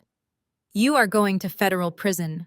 Dominique stood frozen directly above him, her mind frantically trying to process the catastrophic destruction of her carefully constructed social empire. The horrifying realization hit her like a physical, devastating blow. The lavish lifestyle, the endless promises of unbridled luxury, the arrogant billionaire status she had been bragging about it was all a complete fabrication. Her beautiful face twisted violently into an ugly mask of pure fury. She lunged forward with terrifying speed, her expensive silk train tearing loudly beneath the sharp heel of her designer stiletto. You told me you were a millionaire! Dominique shrieked at the top of her lungs, shoving Jason hard in the shoulders. He slammed back against the stage, crying out in pain. You told me you built a massive financial empire. You bought this wedding ring with stolen money. She grabbed her left hand, her fingers clawing frantically at the massive glittering diamond resting on her ring finger. Get it off me right now. Get this cheap stolen garbage off my hand. She yanked violently at the thick platinum band, but her knuckles were slightly swollen from the summer heat and the extreme stress of the disastrous day. The ring flatly refused to budge. It was stuck fast to her skin, a shining symbol of her ultimate humiliation. She pulled even harder, her perfectly manicured acrylic nails digging deeply into her own flesh, drawing thin, bright red lines of blood across her knuckle. Take it back immediately! She screamed, her voice echoing shrilly over the chaotic roar of the panicked crowd. I will not wear the jewelry of a common criminal. She slapped Jason hard across the face with her free hand, the sharp, stinging crack silencing the immediate bystanders. You humiliated me in front of absolutely everyone I know. You are absolutely nothing. Susan could not process the horrifying scene. Her brain rejected the reality playing out directly in front of her eyes. Her perfect son was being publicly destroyed by a man she deemed socially inferior to the newly elevated Wilson family. She pushed past her stunned husband, her face flushed deep red with sheer indignation. She marched directly up to Richard, jabbing a trembling finger forcefully toward his chest. You are lying! Susan screamed, her voice echoing loudly with desperate, hysterical denial. You are making this up because you are jealous of his massive success. My son is a genius. He is a financial prodigy. He would never steal from you or anyone else in this room. She spun around, glaring at the lead suit who stood near the table. And you have no right to be here. The estate owner will have you thrown out for this blatant disrespect. You are ruining an elite gathering. My son is personal friends with the billionaire who owns this property. Richard walked calmly up to the stage and picked up the second document. The lead suit reached into the inner pocket of his black jacket. He pulled out a sleek remote control. He pointed the device directly at the ceiling and pressed a single silver button. A loud mechanical whirring sound drowned out Susan's frantic yelling. A massive high-definition projector screen dropped rapidly from a concealed compartment in the ceiling, rolling slowly down to cover the entire back wall of the stage.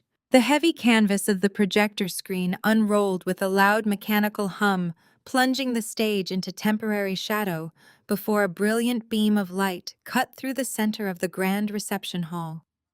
The high-definition image flickered for a fraction of a second, adjusting its resolution before settling into crystal-clear clarity. The entire room of 300 elite and wealthy guests let out a loud, simultaneous gasp. There, projected 20 feet high behind the sweetheart table, was Clare. She was not wearing a bridesmaid dress. She was not crying. She reclined on a white linen lounger beside a breathtaking infinity pool.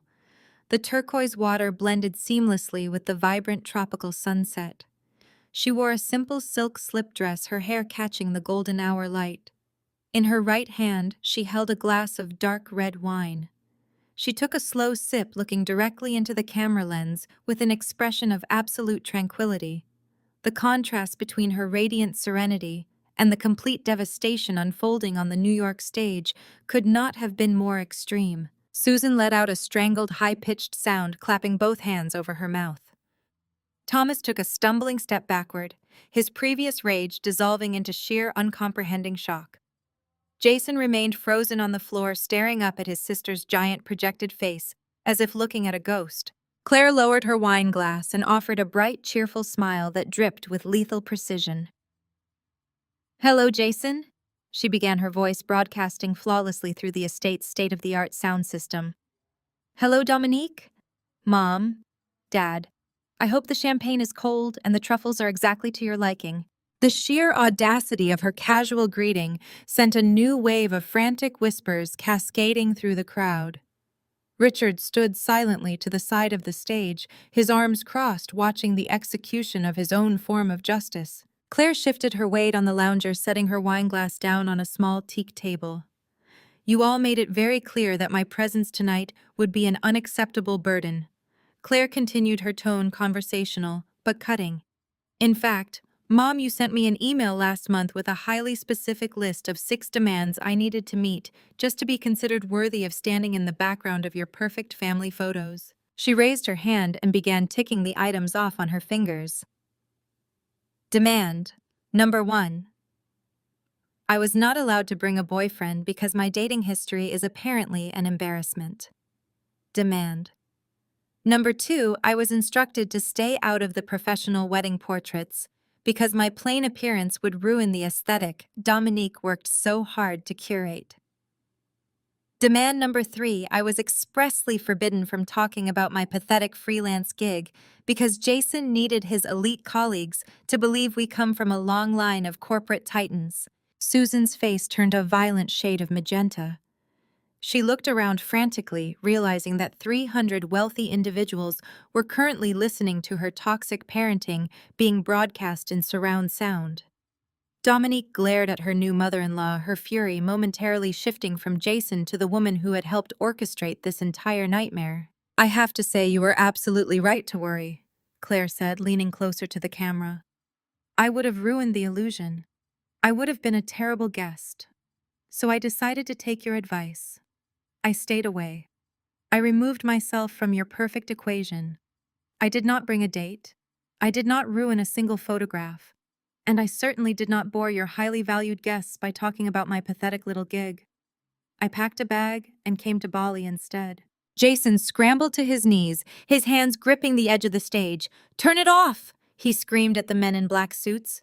"Cut the power right now." The lead suit merely looked at him, his face carved from stone. He did not move a single muscle. The audio continued to ring out loud and clear. "But there was one specific demand on your list that I simply could not accommodate," Claire said, her voice dropping an octave, losing its cheerful edge. She leaned even closer, her eyes locking onto the camera with a predatory intensity that pinned Jason to the floor. "You demanded that I pay $15,000 to cover the cost of the bridal suite." Claire stated her words, sharp and clear.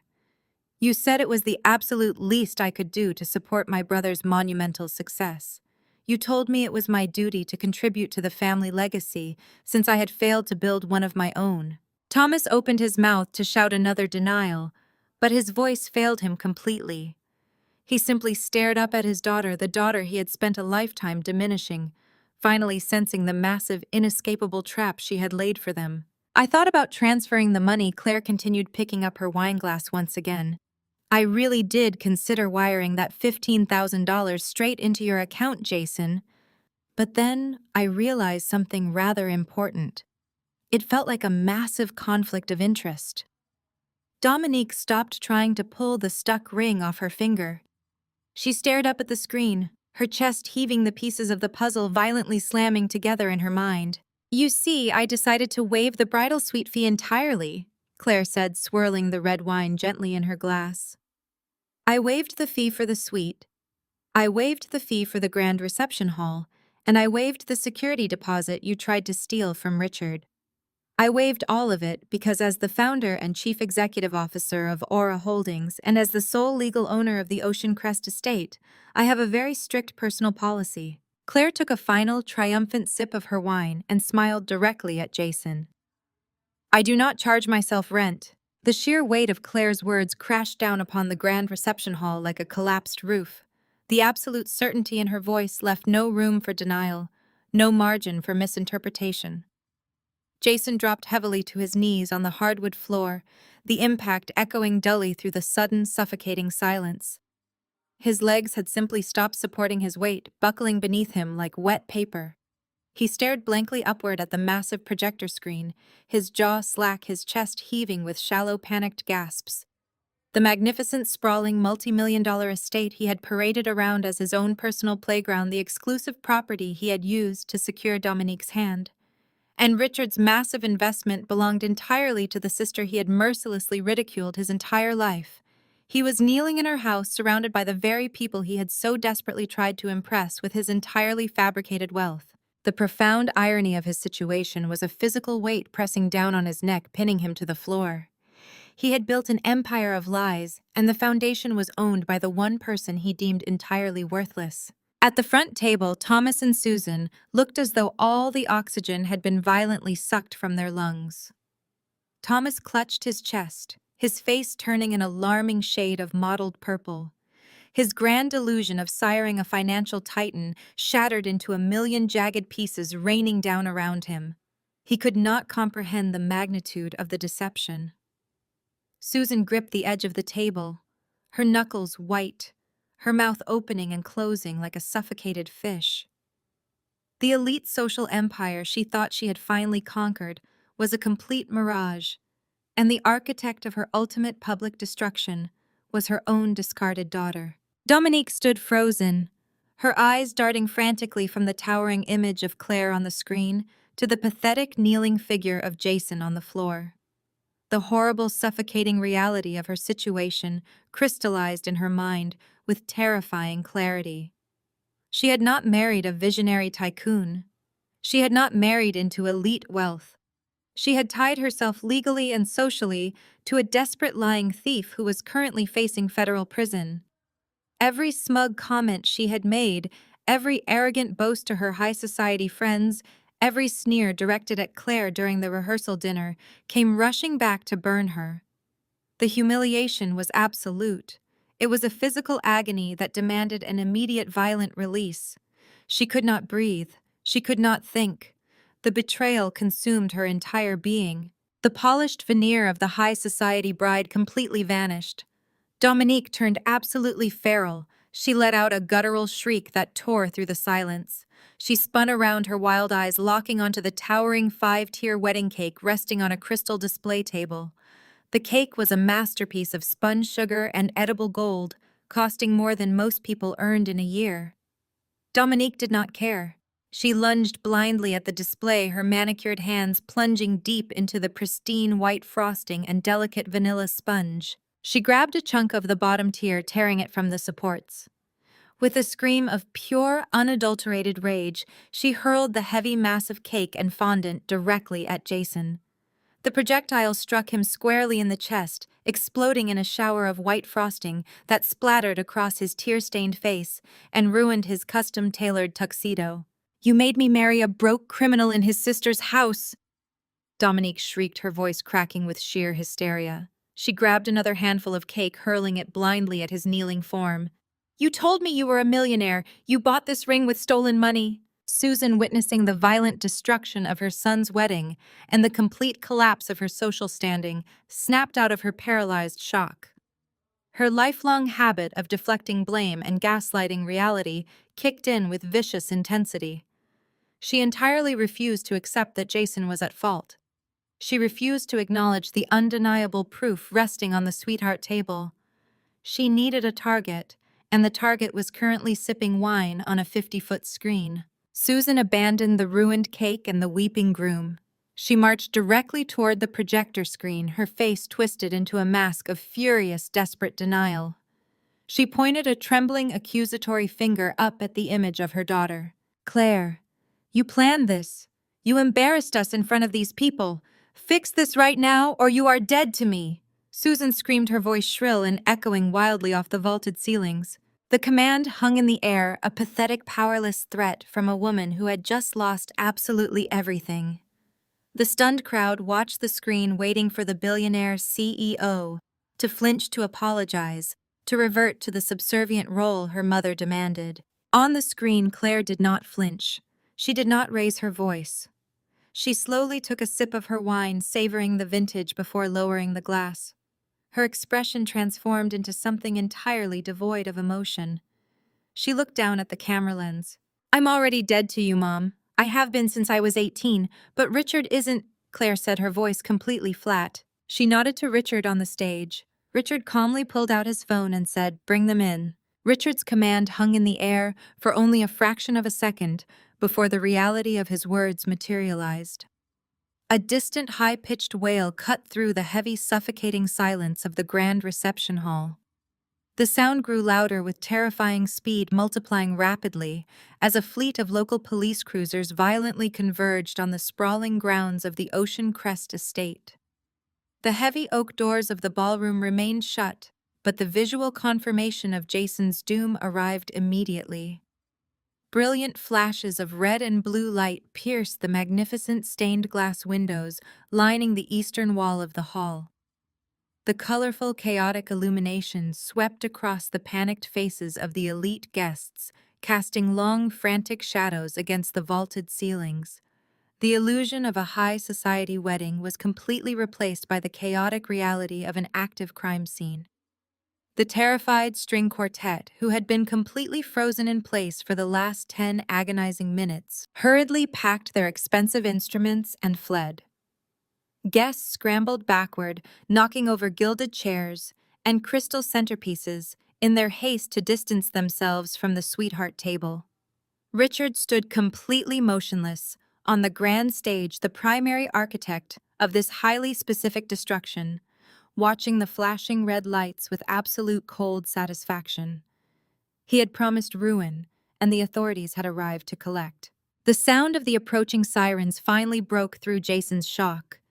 The sheer, overwhelming terror of federal prison hijacked his nervous system. Survival instinct completely obliterated whatever tiny shred of dignity he had left. He did not look at his weeping mother. He did not look at his stunned father. He did not even glance at Dominique, who was furiously scrubbing cake frosting off her designer gown. Jason simply turned and bolted. He scrambled off the raised stage, his polished leather shoes slipping wildly on the hardwood floor. He caught his balance and sprinted toward the ornate double doors at the back of the reception hall, shoving a terrified waiter out of his path. Silver trays crashed to the floor, sending crab cakes and caviar skittering across the marble tiles. Jason pumped his arms, his breath tearing through his throat in ragged, painful gasps. He desperately imagined the welcoming darkness of the sprawling estate grounds, the thick trees, a quiet place to hide. He was less than 20 feet from the exit when the shadows detached themselves from the walls. Claire had not just hired event staff, she had deployed a highly trained corporate security detail. Two massive men in tactical black suits stepped seamlessly into Jason's path. Jason tried to pivot desperately, attempting to dive toward the catering kitchen corridor, but he was far too slow. The first security guard lunged forward, wrapping thick muscular arms around Jason's waist. The momentum lifted the groom entirely off his feet. The second guard grabbed Jason's shoulders, bringing him down with a brutal, practiced efficiency. They hit the floor with a bone-jarring thud. Jason cried out as the breath was driven from his lungs. The guard smoothly flipped him onto his stomach, pinning his arms behind his back with immovable force. While the disgraced groom was being violently subdued, a completely different, highly destructive war erupted at the very front of the room. Dominique's father, a man whose entire existence was built on absolute control and public image, pivoted his rage away from the stage and unleashed it directly onto Thomas and Susan. He marched aggressively toward the Wilson parents, his face purple with homicidal fury. Dominique's mother flanked him, her eyes practically vibrating with aristocratic disgust. "Get your lawyers on the phone right this second," Dominique's father roared, slamming his fist down on a nearby table so hard the silverware rattled. "I want annulment papers drafted, printed, and signed before the police even put cuffs on your pathetic, thieving son."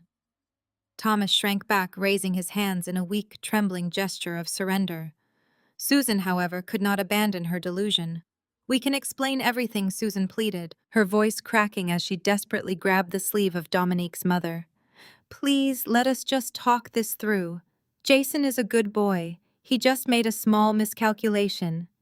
Dominique's mother yanked her arm away as if she had been touched by a diseased rat. Do not ever speak to me again, you pathetic delusional fraud. She spat, her voice heavily laced with absolute toxic venom. Your son is a common criminal. You paraded him around as a financial genius while he was stealing money to pay for the shrimp cocktail. We will erase this entire marriage from existence. We will sue you for every penny of reputational damage this circus has caused our family. Dominique stormed over her dress, smeared with frosting and ruined sugar. She pointed a shaking finger at Susan. You disgust me. You are nothing but cheap lying trash. Do not ever look at me again. Chaos reigned absolute. The red and blue lights illuminated a room fractured by betrayal and greed. Jason remained pinned to the floor, his cheek pressed against the marble tile. The heavy knee of Claire's guard rested firmly between his shoulder blades. The wailing of the sirens grew deafening as police cruisers tore up the winding driveway of the estate. Jason twisted his neck, his eyes frantically searching the room, until they locked onto the massive projector screen still hanging above the stage. Claire sat perfectly relaxed in her lounger, bathed in the warm golden light of the Bali sunset, watching her brother's destruction play out live. Desperation clawed its way up Jason's throat. He fully abandoned his ruined pride. He abandoned his arrogance. He abandoned the false persona he had spent years crafting. He twisted his head up, straining against the guard's grip, and screamed at the massive digital projection of the sister he had tormented his entire life. Claire, please. I am your own brother. Just pay the $600,000. You are a billionaire. It is nothing to you. Claire looked down through the camera lens, her image towering over the ruined reception. The pristine Bali sunset behind her framed her face like a halo, a stark contrast to the absolute filth and wreckage covering the ballroom floor. She did not look angry. She did not look vindictive. She looked entirely bored, watching a bug squirm under a magnifying glass. Jason's pathetic, desperate plea echoed through the silent hall, bouncing off the crystal chandeliers. He lay pinned to the floor by the security guards, his expensive tuxedo coated in white frosting and dirt, his face red and streaked with tears. He was begging for salvation from the very person he had spent a lifetime destroying. Claire tilted her head, her gaze piercing through the digital connection to lock directly onto her brother's terrified eyes. You are absolutely right, Jason. Claire stated, her voice smooth and echoing with devastating clarity. $600,000 is absolutely nothing to me today. I make that in a matter of hours. But it was not always nothing. She paused, letting the silence stretch out, torturing him with the delay. Susan opened her mouth to interject, but a sharp, threatening glare from Richard silenced her instantly. That exact sum holds a very specific, deeply personal meaning for me, Claire continued, her tone dropping into a lethal, icy register. $600,000 is the exact amount you and Mom manipulated out of my college fund years ago. You drained every single cent my grandfather left for my education. You forged my signature, drained the accounts, and forced me to drop out of university. And why did you do it? So you could buy your first Porsche and look the part for your pathetic Wall Street interviews. A horrified gasp rippled through the 300 stunned guests. The depravity of stealing an education fund to buy a luxury car was a bridge too far even for the most ruthless sharks in the room. The murmurs erupted into a deafening chorus of absolute disgust. Thomas and Susan stood frozen by the sweetheart table, but the invisible barrier of their perceived wealth and status had completely evaporated. The elite guests, the millionaires and socialites they had spent years trying to court and impress, began to move. They did not just step away, they actively turned on the Wilson parents. The crowd shifted, closing in around them with hostile, glaring eyes. They were entirely ostracized. You absolutely disgust me, a prominent hedge fund manager spat, stepping directly into Thomas's personal space. You steal from your own daughter to fund this pathetic charade. You are not elite. You are common grifters playing dress-up. Susan tried to back away, raising her hands in a desperate plea for understanding, but she bumped hard against the edge of the stage. There was nowhere left to run. The elegant women she had sipped champagne with earlier were now looking at her as if she were carrying an infectious disease. They pulled their silk gowns closer to their bodies, sneering openly. Dominique's father pushed his way to the front of the angry mob, his face contorted with unbridled rage. He pointed a thick finger inches from Thomas's nose. "You are going to pay for every single cent of this wedding," he roared, his voice cutting through the chaotic din. "I will tie you up in litigation for the rest of your miserable lives. You will die bankrupt and alone." Thomas opened his mouth, stammering incoherently, his face pale and slick with cold sweat. Susan pressed her back against the stage, skirting her eyes, darting wildly like a trapped animal. They were boxed into a corner by a wall of wealthy, furious guests who had just realized they had been associating with parasitic con artists. Up on the massive screen, Claire watched her parents being verbally torn apart by the high society they worshipped. She did not smile. She simply raised her wine glass toward the camera in a mock toast. "You built an empire on lies," Jason Clare said, her voice cutting cleanly through the shouting match below. "You built it on my stolen future. You thought you could just push me aside and take whatever you wanted because Mom and Dad told you that you were special. But you are not special. You are just a thief. And now you are going to finally pay the bill." Jason thrashed against the heavy hands of the security guards, crying out in a high, reedy wail. "Claire, please, I will do anything. I will pay you back. I will work for you." "I do not hire criminals," Claire replied smoothly. "Enjoy the honeymoon suite, Jason. I hear federal prison has terrible room service." Without waiting for another response, Claire reached forward. The giant screen flickered the beautiful Bali sunset, vanishing in a split second. The projector cut to a blinding, empty blue screen before powering down completely. The high-definition image of Claire was gone, leaving the ballroom bathed in the harsh, flashing reflections of the emergency lights outside. The heavy, ornate oak doors at the back of the grand reception hall violently burst open. The loud crash silenced the screaming guests, making everyone freeze in place. A dozen uniformed police officers stormed into the ballroom, their heavy boots thudding against the polished marble floor. Their hands rested firmly on their utility belts, their eyes quickly sweeping the chaotic, destroyed room. Richard stepped forward from the shadows of the stage, raising a calm hand to signal the authorities. He pointed a single finger directly down at the ruined groom. "There is your man, officers." Richard announced, his voice carrying the absolute authority of a billionaire who had just legally destroyed his enemy. He committed wire fraud, embezzlement, and grand larceny. The complete forensic audit is sitting on that table. The tactical security guard stepped back, hauling the sobbing groom to his feet. Jason's legs were entirely useless, buckling beneath him. He dangled between the two massive guards, his white shirt stained with cake. Two uniformed police officers marched straight up the center aisle, their expressions completely devoid of sympathy. They grabbed Jason roughly by the arms, spinning him around forcefully. The sharp, metallic click of cold steel handcuffs snapping shut echoed loudly over the terrified crowd. Jason Wilson, the lead officer, stated, his voice booming with legal finality. "You are under arrest for grand larceny and corporate fraud. You have the right to remain silent. Anything you say can and will be used against you in a court of law." The two police officers hauled Jason to his feet with practiced, unforgiving efficiency. His legs refused to cooperate. He hung between the two uniformed men like a rag doll, the toes of his expensive leather shoes dragging across the frosting-smeared hardwood floor. The sophisticated, untouchable hedge fund manager persona vanished entirely. In its place stood a terrified, weeping child. Tears streamed down his face, cutting clean tracks through the white cake frosting clinging to his cheeks. He thrashed his shoulders, a weak and futile attempt to escape the iron grip of the law. "Mom," he wailed, his voice cracking into a high pitch of pure desperation. "Dad, do something.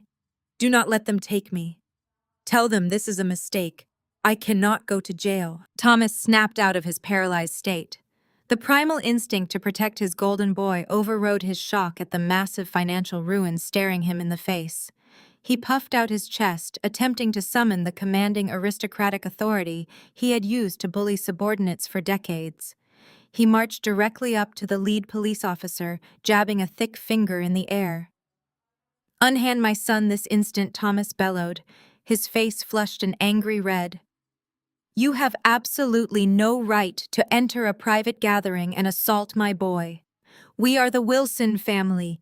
You are violating our civil rights, and I will have your badge for this blatant overreach." The lead officer did not blink. He stared Thomas down. "Your son is under arrest for grand larceny, wire fraud, and embezzlement," the officer stated.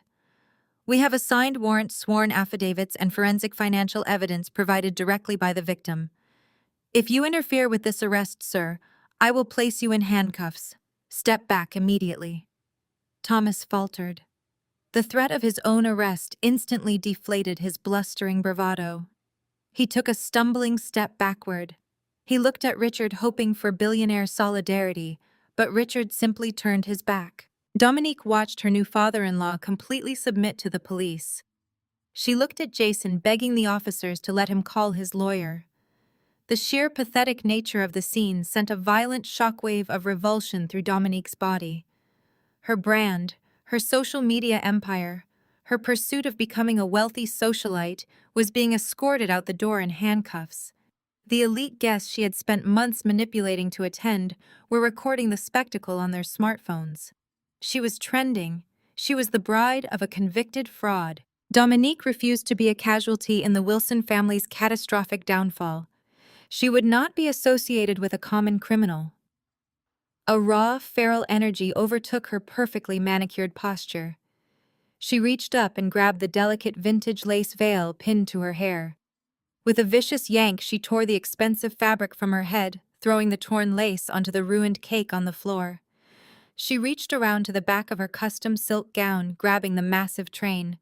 She pulled violently, completely tearing the thick silk until the heavy train detached entirely. "I am not going down with you," Dominique snarled at Jason, her voice dripping with absolute venom. She turned her back on her weeping groom and began marching down the center aisle. Susan, desperate to stop the bleeding, stepped directly into Dominique's path. Susan raised her hands, trying to placate the furious bride. "Dominique, please wait," Susan pleaded. "We can handle the press. We can fix the optics. You are legally a Wilson now." Dominique did not slow her pace. She did not even break stride. She raised both of her hands and shoved Susan violently in the chest. "Get out of my way, you delusional old hag," Dominique shrieked. Susan stumbled backward, her high heels catching on her dress. She crashed hard to the floor, her elbows taking the brunt of the painful and deeply humiliating impact. Dominique stepped over her fallen mother-in-law without a second glance. She marched straight through the heavy oak doors, completely abandoning Jason to face the consequences of his own actions alone. Susan sat on the hard marble floor, her expensive gown bunched up around her waist. She watched the heavy doors slam shut behind Dominique. She turned her head and watched the police officers drag her screaming, sobbing son out the side exit. The flashing bright red and blue lights illuminated the empty space where her golden child had just been standing. The room of elite guests stared down at her, their faces reflecting nothing but disgust and judgment. The murmurs of the crowd were a deafening wave of condemnation. The society friends she had cultivated for 20 years were already turning their backs, forming a solid, impenetrable wall of rejection. Susan was completely alone. Her husband was broken, her son was gone, her social empire was eradicated. She had no money, no leverage, and no power. The suffocating reality of her profound failure settled over her like a heavy lead blanket. She slowly pulled herself up to her knees, her entire body shaking uncontrollably. Tears of genuine, profound despair finally broke through her arrogant facade. They streamed rapidly down her heavily powdered cheeks, ruining her makeup. She slowly lifted her gaze away from the dark, empty doorway and looked up toward the stage. The massive projector screen had flickered back to life. Clare was still there, sitting calmly in the tropical sunset, her expression completely unreadable. Susan realized with horrifying clarity that the daughter she had treated like dirt was the only person left in the universe holding any real power. Susan crawled forward a few inches, her hands pressing flat against the cold floor. She tilted her head back, looking up at the towering projection. "Claire, my baby, please." Susan choked out her voice, a ragged, desperate whisper that echoed painfully through the silent reception hall. "Help us. We have nothing." Susan remained on the cold marble floor, her ruined designer gown pooling around her shaking legs. She stared up at the massive digital projection of her daughter, her hands clasped together in a desperate, trembling prayer. The silence in the reception hall was absolute, broken only by the distant, fading wail of police sirens. Every single eye in the room shifted from the disgraced mother back up to the screen. Claire did not blink. She did not offer a comforting smile. She looked down at the woman who had birthed her with the clinical detachment of a scientist evaluating an insect. The tropical breeze gently moved Claire's hair on the screen. She leaned forward, the golden sunlight casting sharp shadows across her face.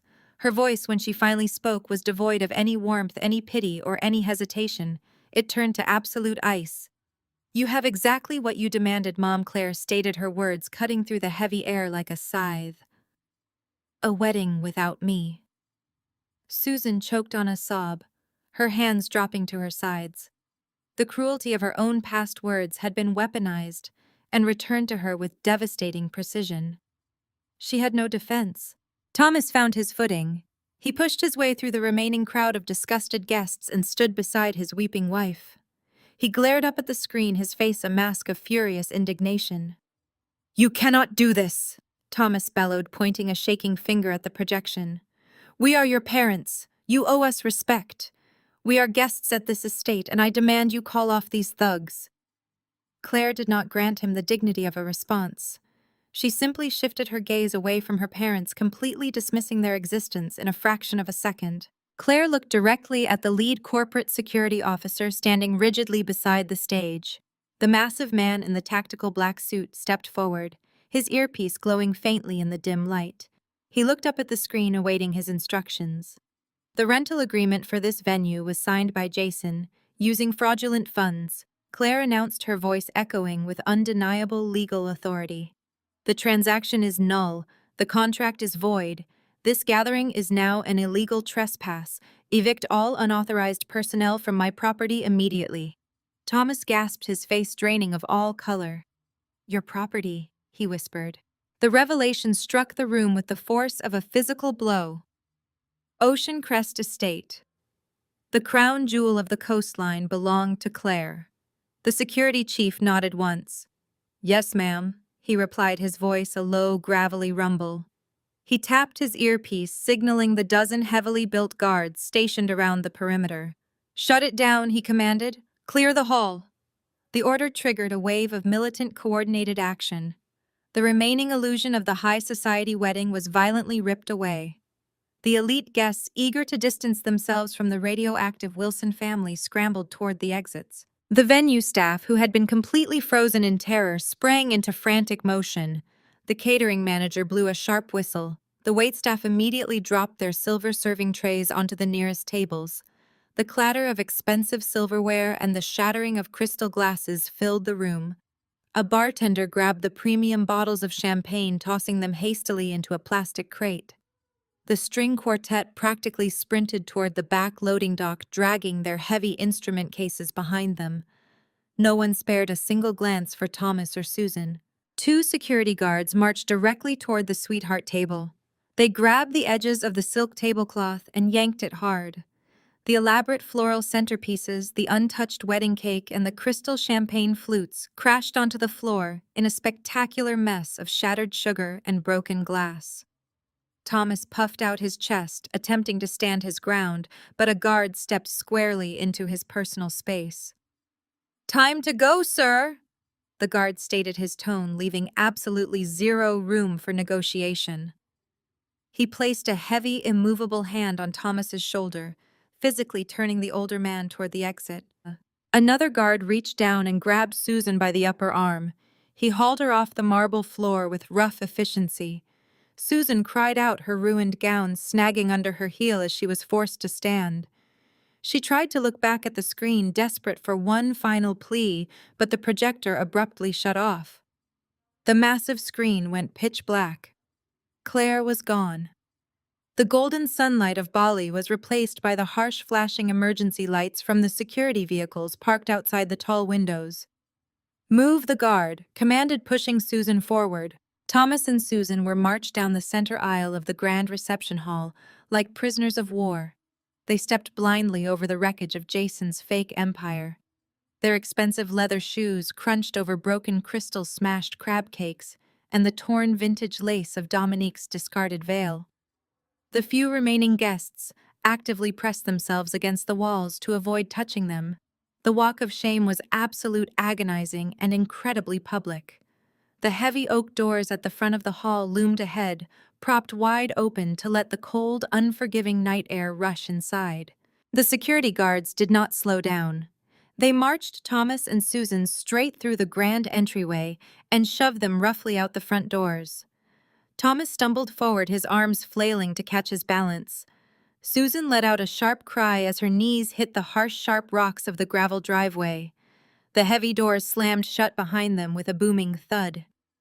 Susan gasped for breath, the freezing wind biting through her thin silk dress. She raised her head from the dirt, looking down the long estate road. She was just in time to see the flashing red and blue lights fading into the dark distance. The police cars drove away, carrying her golden child into the night, leaving the Wilson parents completely abandoned in the cold. The heavy oak doors of the Ocean Crest estate slammed shut with a booming thud that shook the ground. Susan flinched as the lock engaged with a heavy metallic click.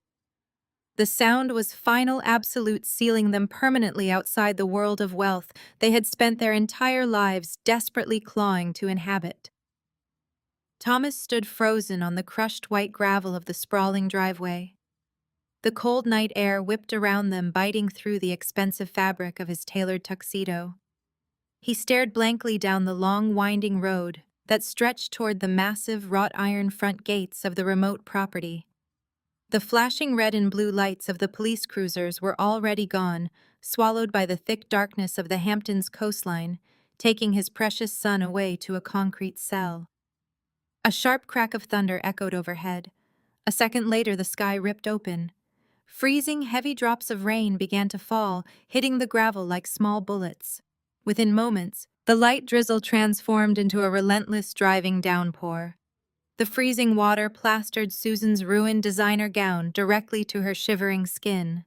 The delicate silk, already smeared with white cake frosting and dirt from her humiliating fall, now hung on her frame like a heavy garbage bag.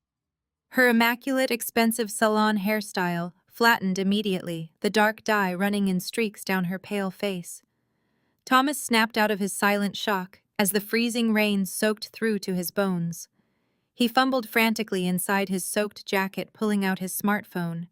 His thick fingers slipped uselessly against the wet screen as he desperately tried to open a ride-sharing app.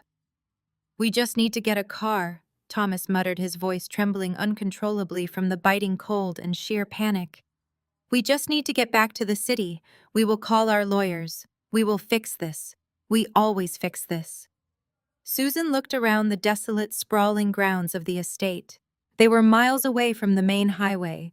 The Ocean Crest estate was specifically designed for absolute privacy, situated at the very end of a secluded private peninsula.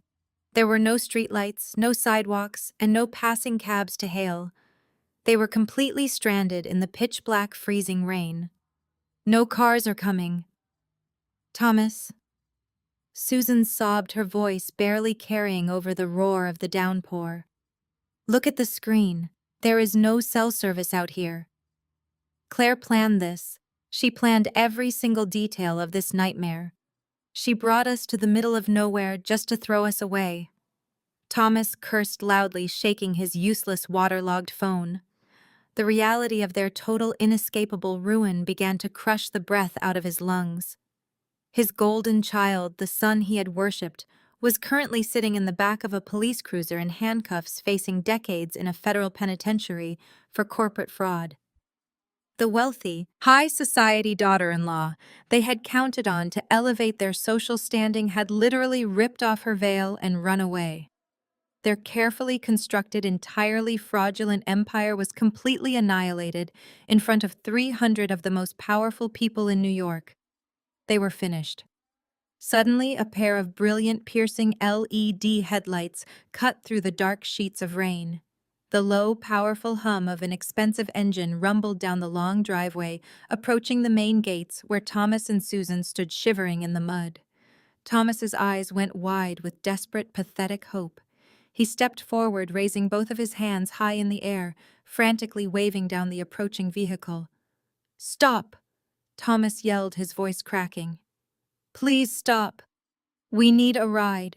The sleek black Bentley Continental approached the heavy iron gates. As the car drew closer, the interior lights briefly illuminated the passengers. Susan gasped, recognizing the aristocratic, furious faces inside. It was Dominique's parents, the very people who had just promised to sue them into absolute bankruptcy. Susan stumbled forward, her high heels sinking deep into the thick, freezing mud forming at the edge of the driveway. "Please," she begged, holding out a shaking, desperate hand toward the approaching luxury vehicle. "We have nowhere to go. Please, help us."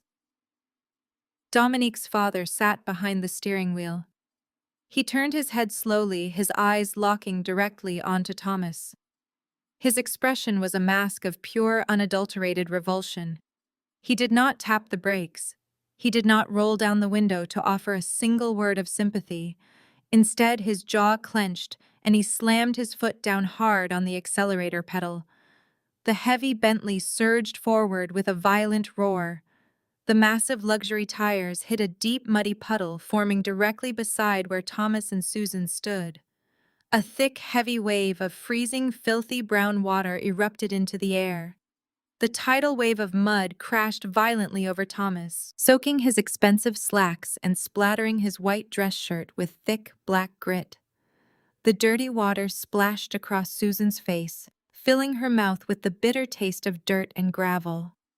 The Bentley tore through the open gates, its bright red taillights disappearing rapidly into the stormy night without a single moment of hesitation.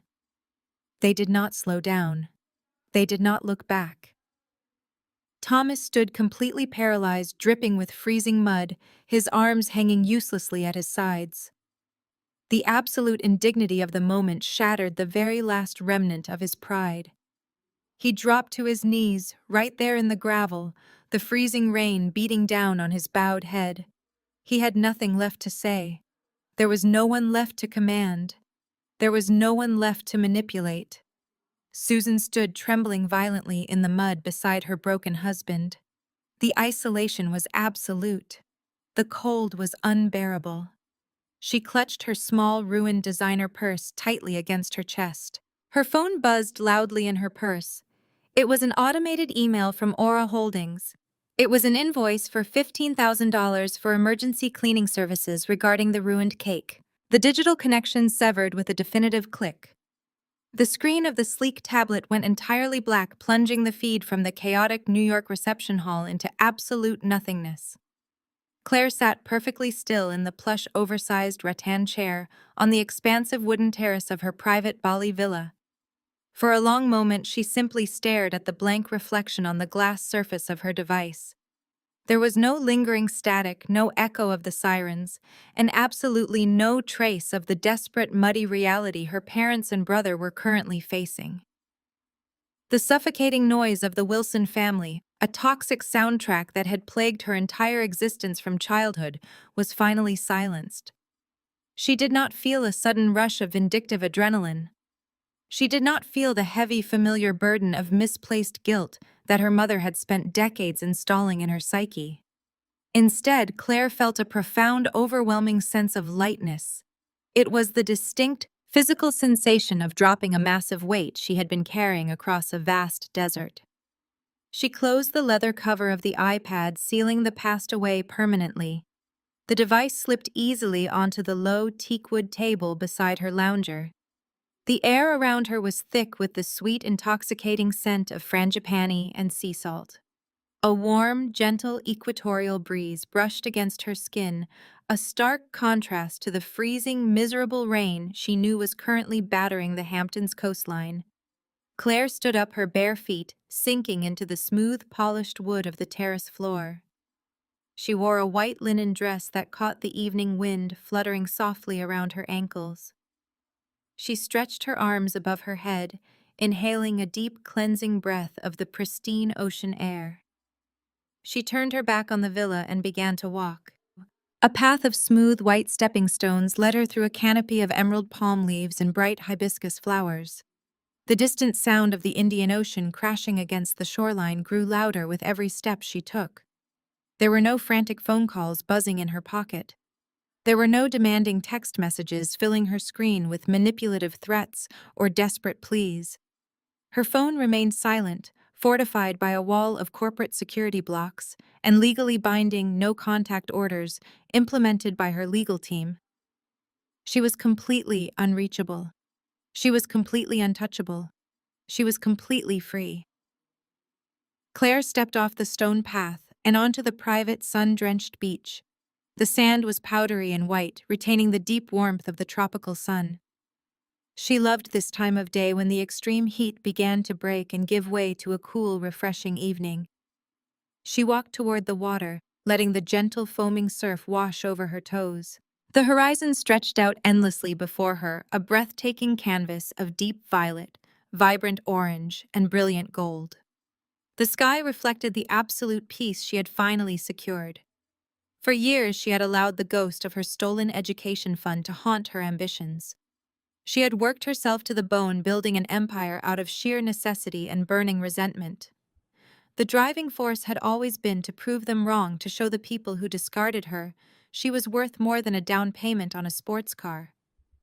Now, standing on the edge of the world, she realized she no longer needed to prove anything to anyone. The empire was built. The security was absolute. The resentment was finally exhausted. She walked up the beach and settled into a luxurious cabana facing the water. Reaching into the woven bag she had brought down with her, Claire pulled out her smartphone. She unlocked the screen and opened her private banking application. The high-level encryption loaded swiftly, bringing up the secure dashboard of her primary accounts. A new notification flashed at the top of the screen. It was a confirmed transfer receipt from Richard. His aggressive dismantling of Jason's fraudulent shell companies had yielded immediate results. The exact sum of $600,000 had been successfully extracted, frozen, and routed directly back into Claire's personal holding account. She stared at the number on the bright screen.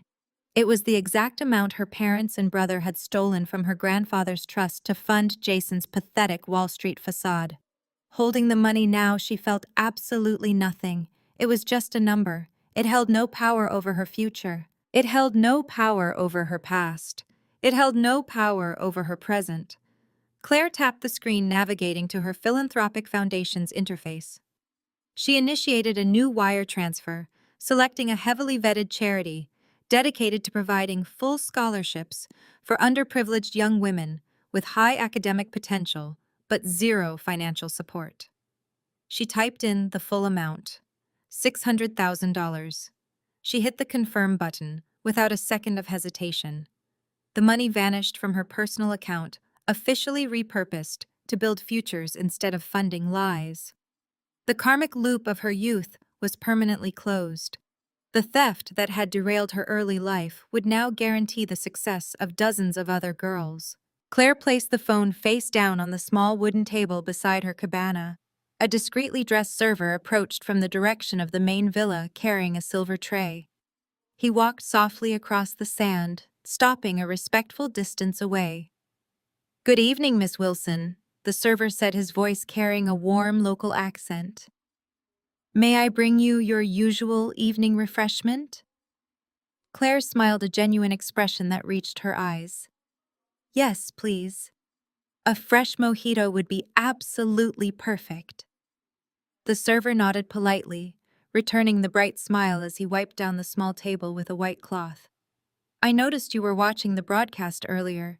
Is everything all right with your family back home?"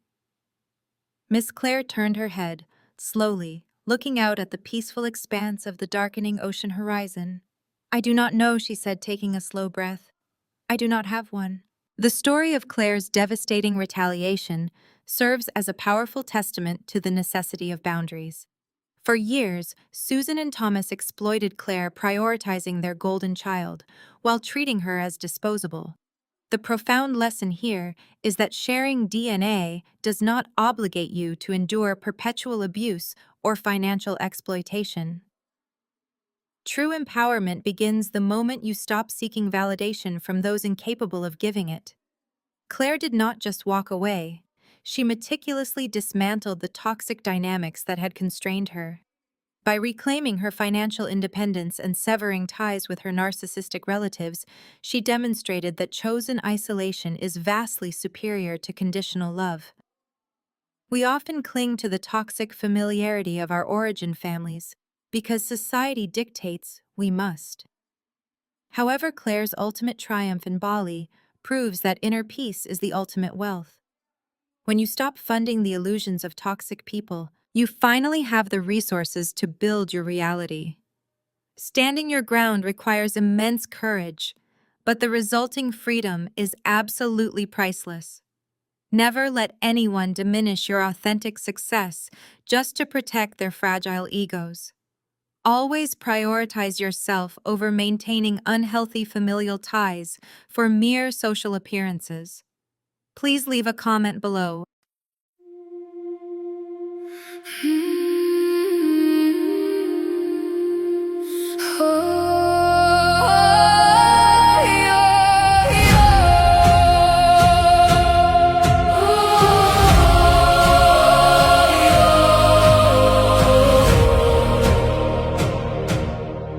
I used to ride upon your shoulders, thinking you could touch the sky. Every road felt less uncertain when I saw the world through your eyes. You were stronger than the mountains, taller than the northern pines. And when the winter winds were coming, you would stand between them and I.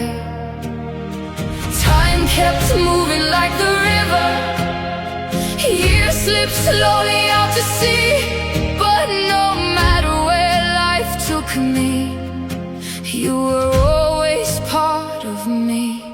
I am my father's daughter, in every step I take, in every time I choose to stand.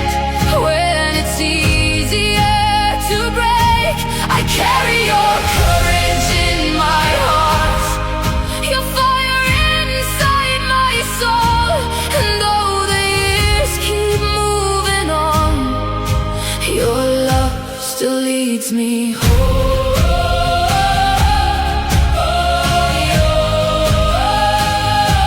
You taught me strength is not in power, but in kindness when it's hard.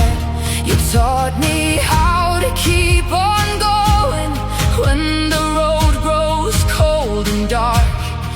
Every lesson, every story, every laugh around the flame lies within me like an echo, calling softly through my name. And when I face my greatest battles, when I feel I can't go on, I can hear your voice beside me saying, "Child, you're stronger than you know."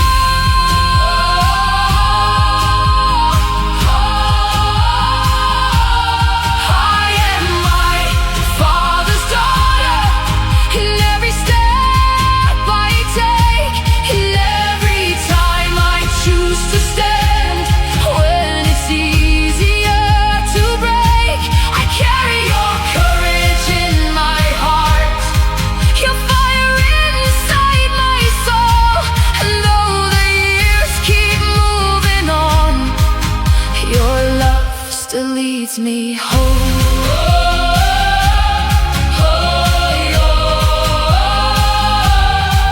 One day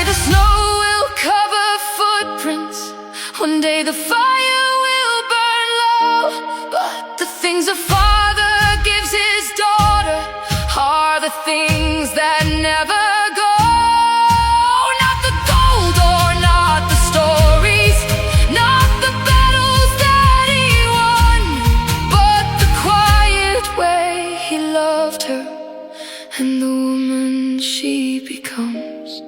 I am my father's daughter, and I always will remain. Through every triumph, every loss, through every joy and every pain, the world may change around me, the stars may fade above, but I will always carry with me my Father's endless love.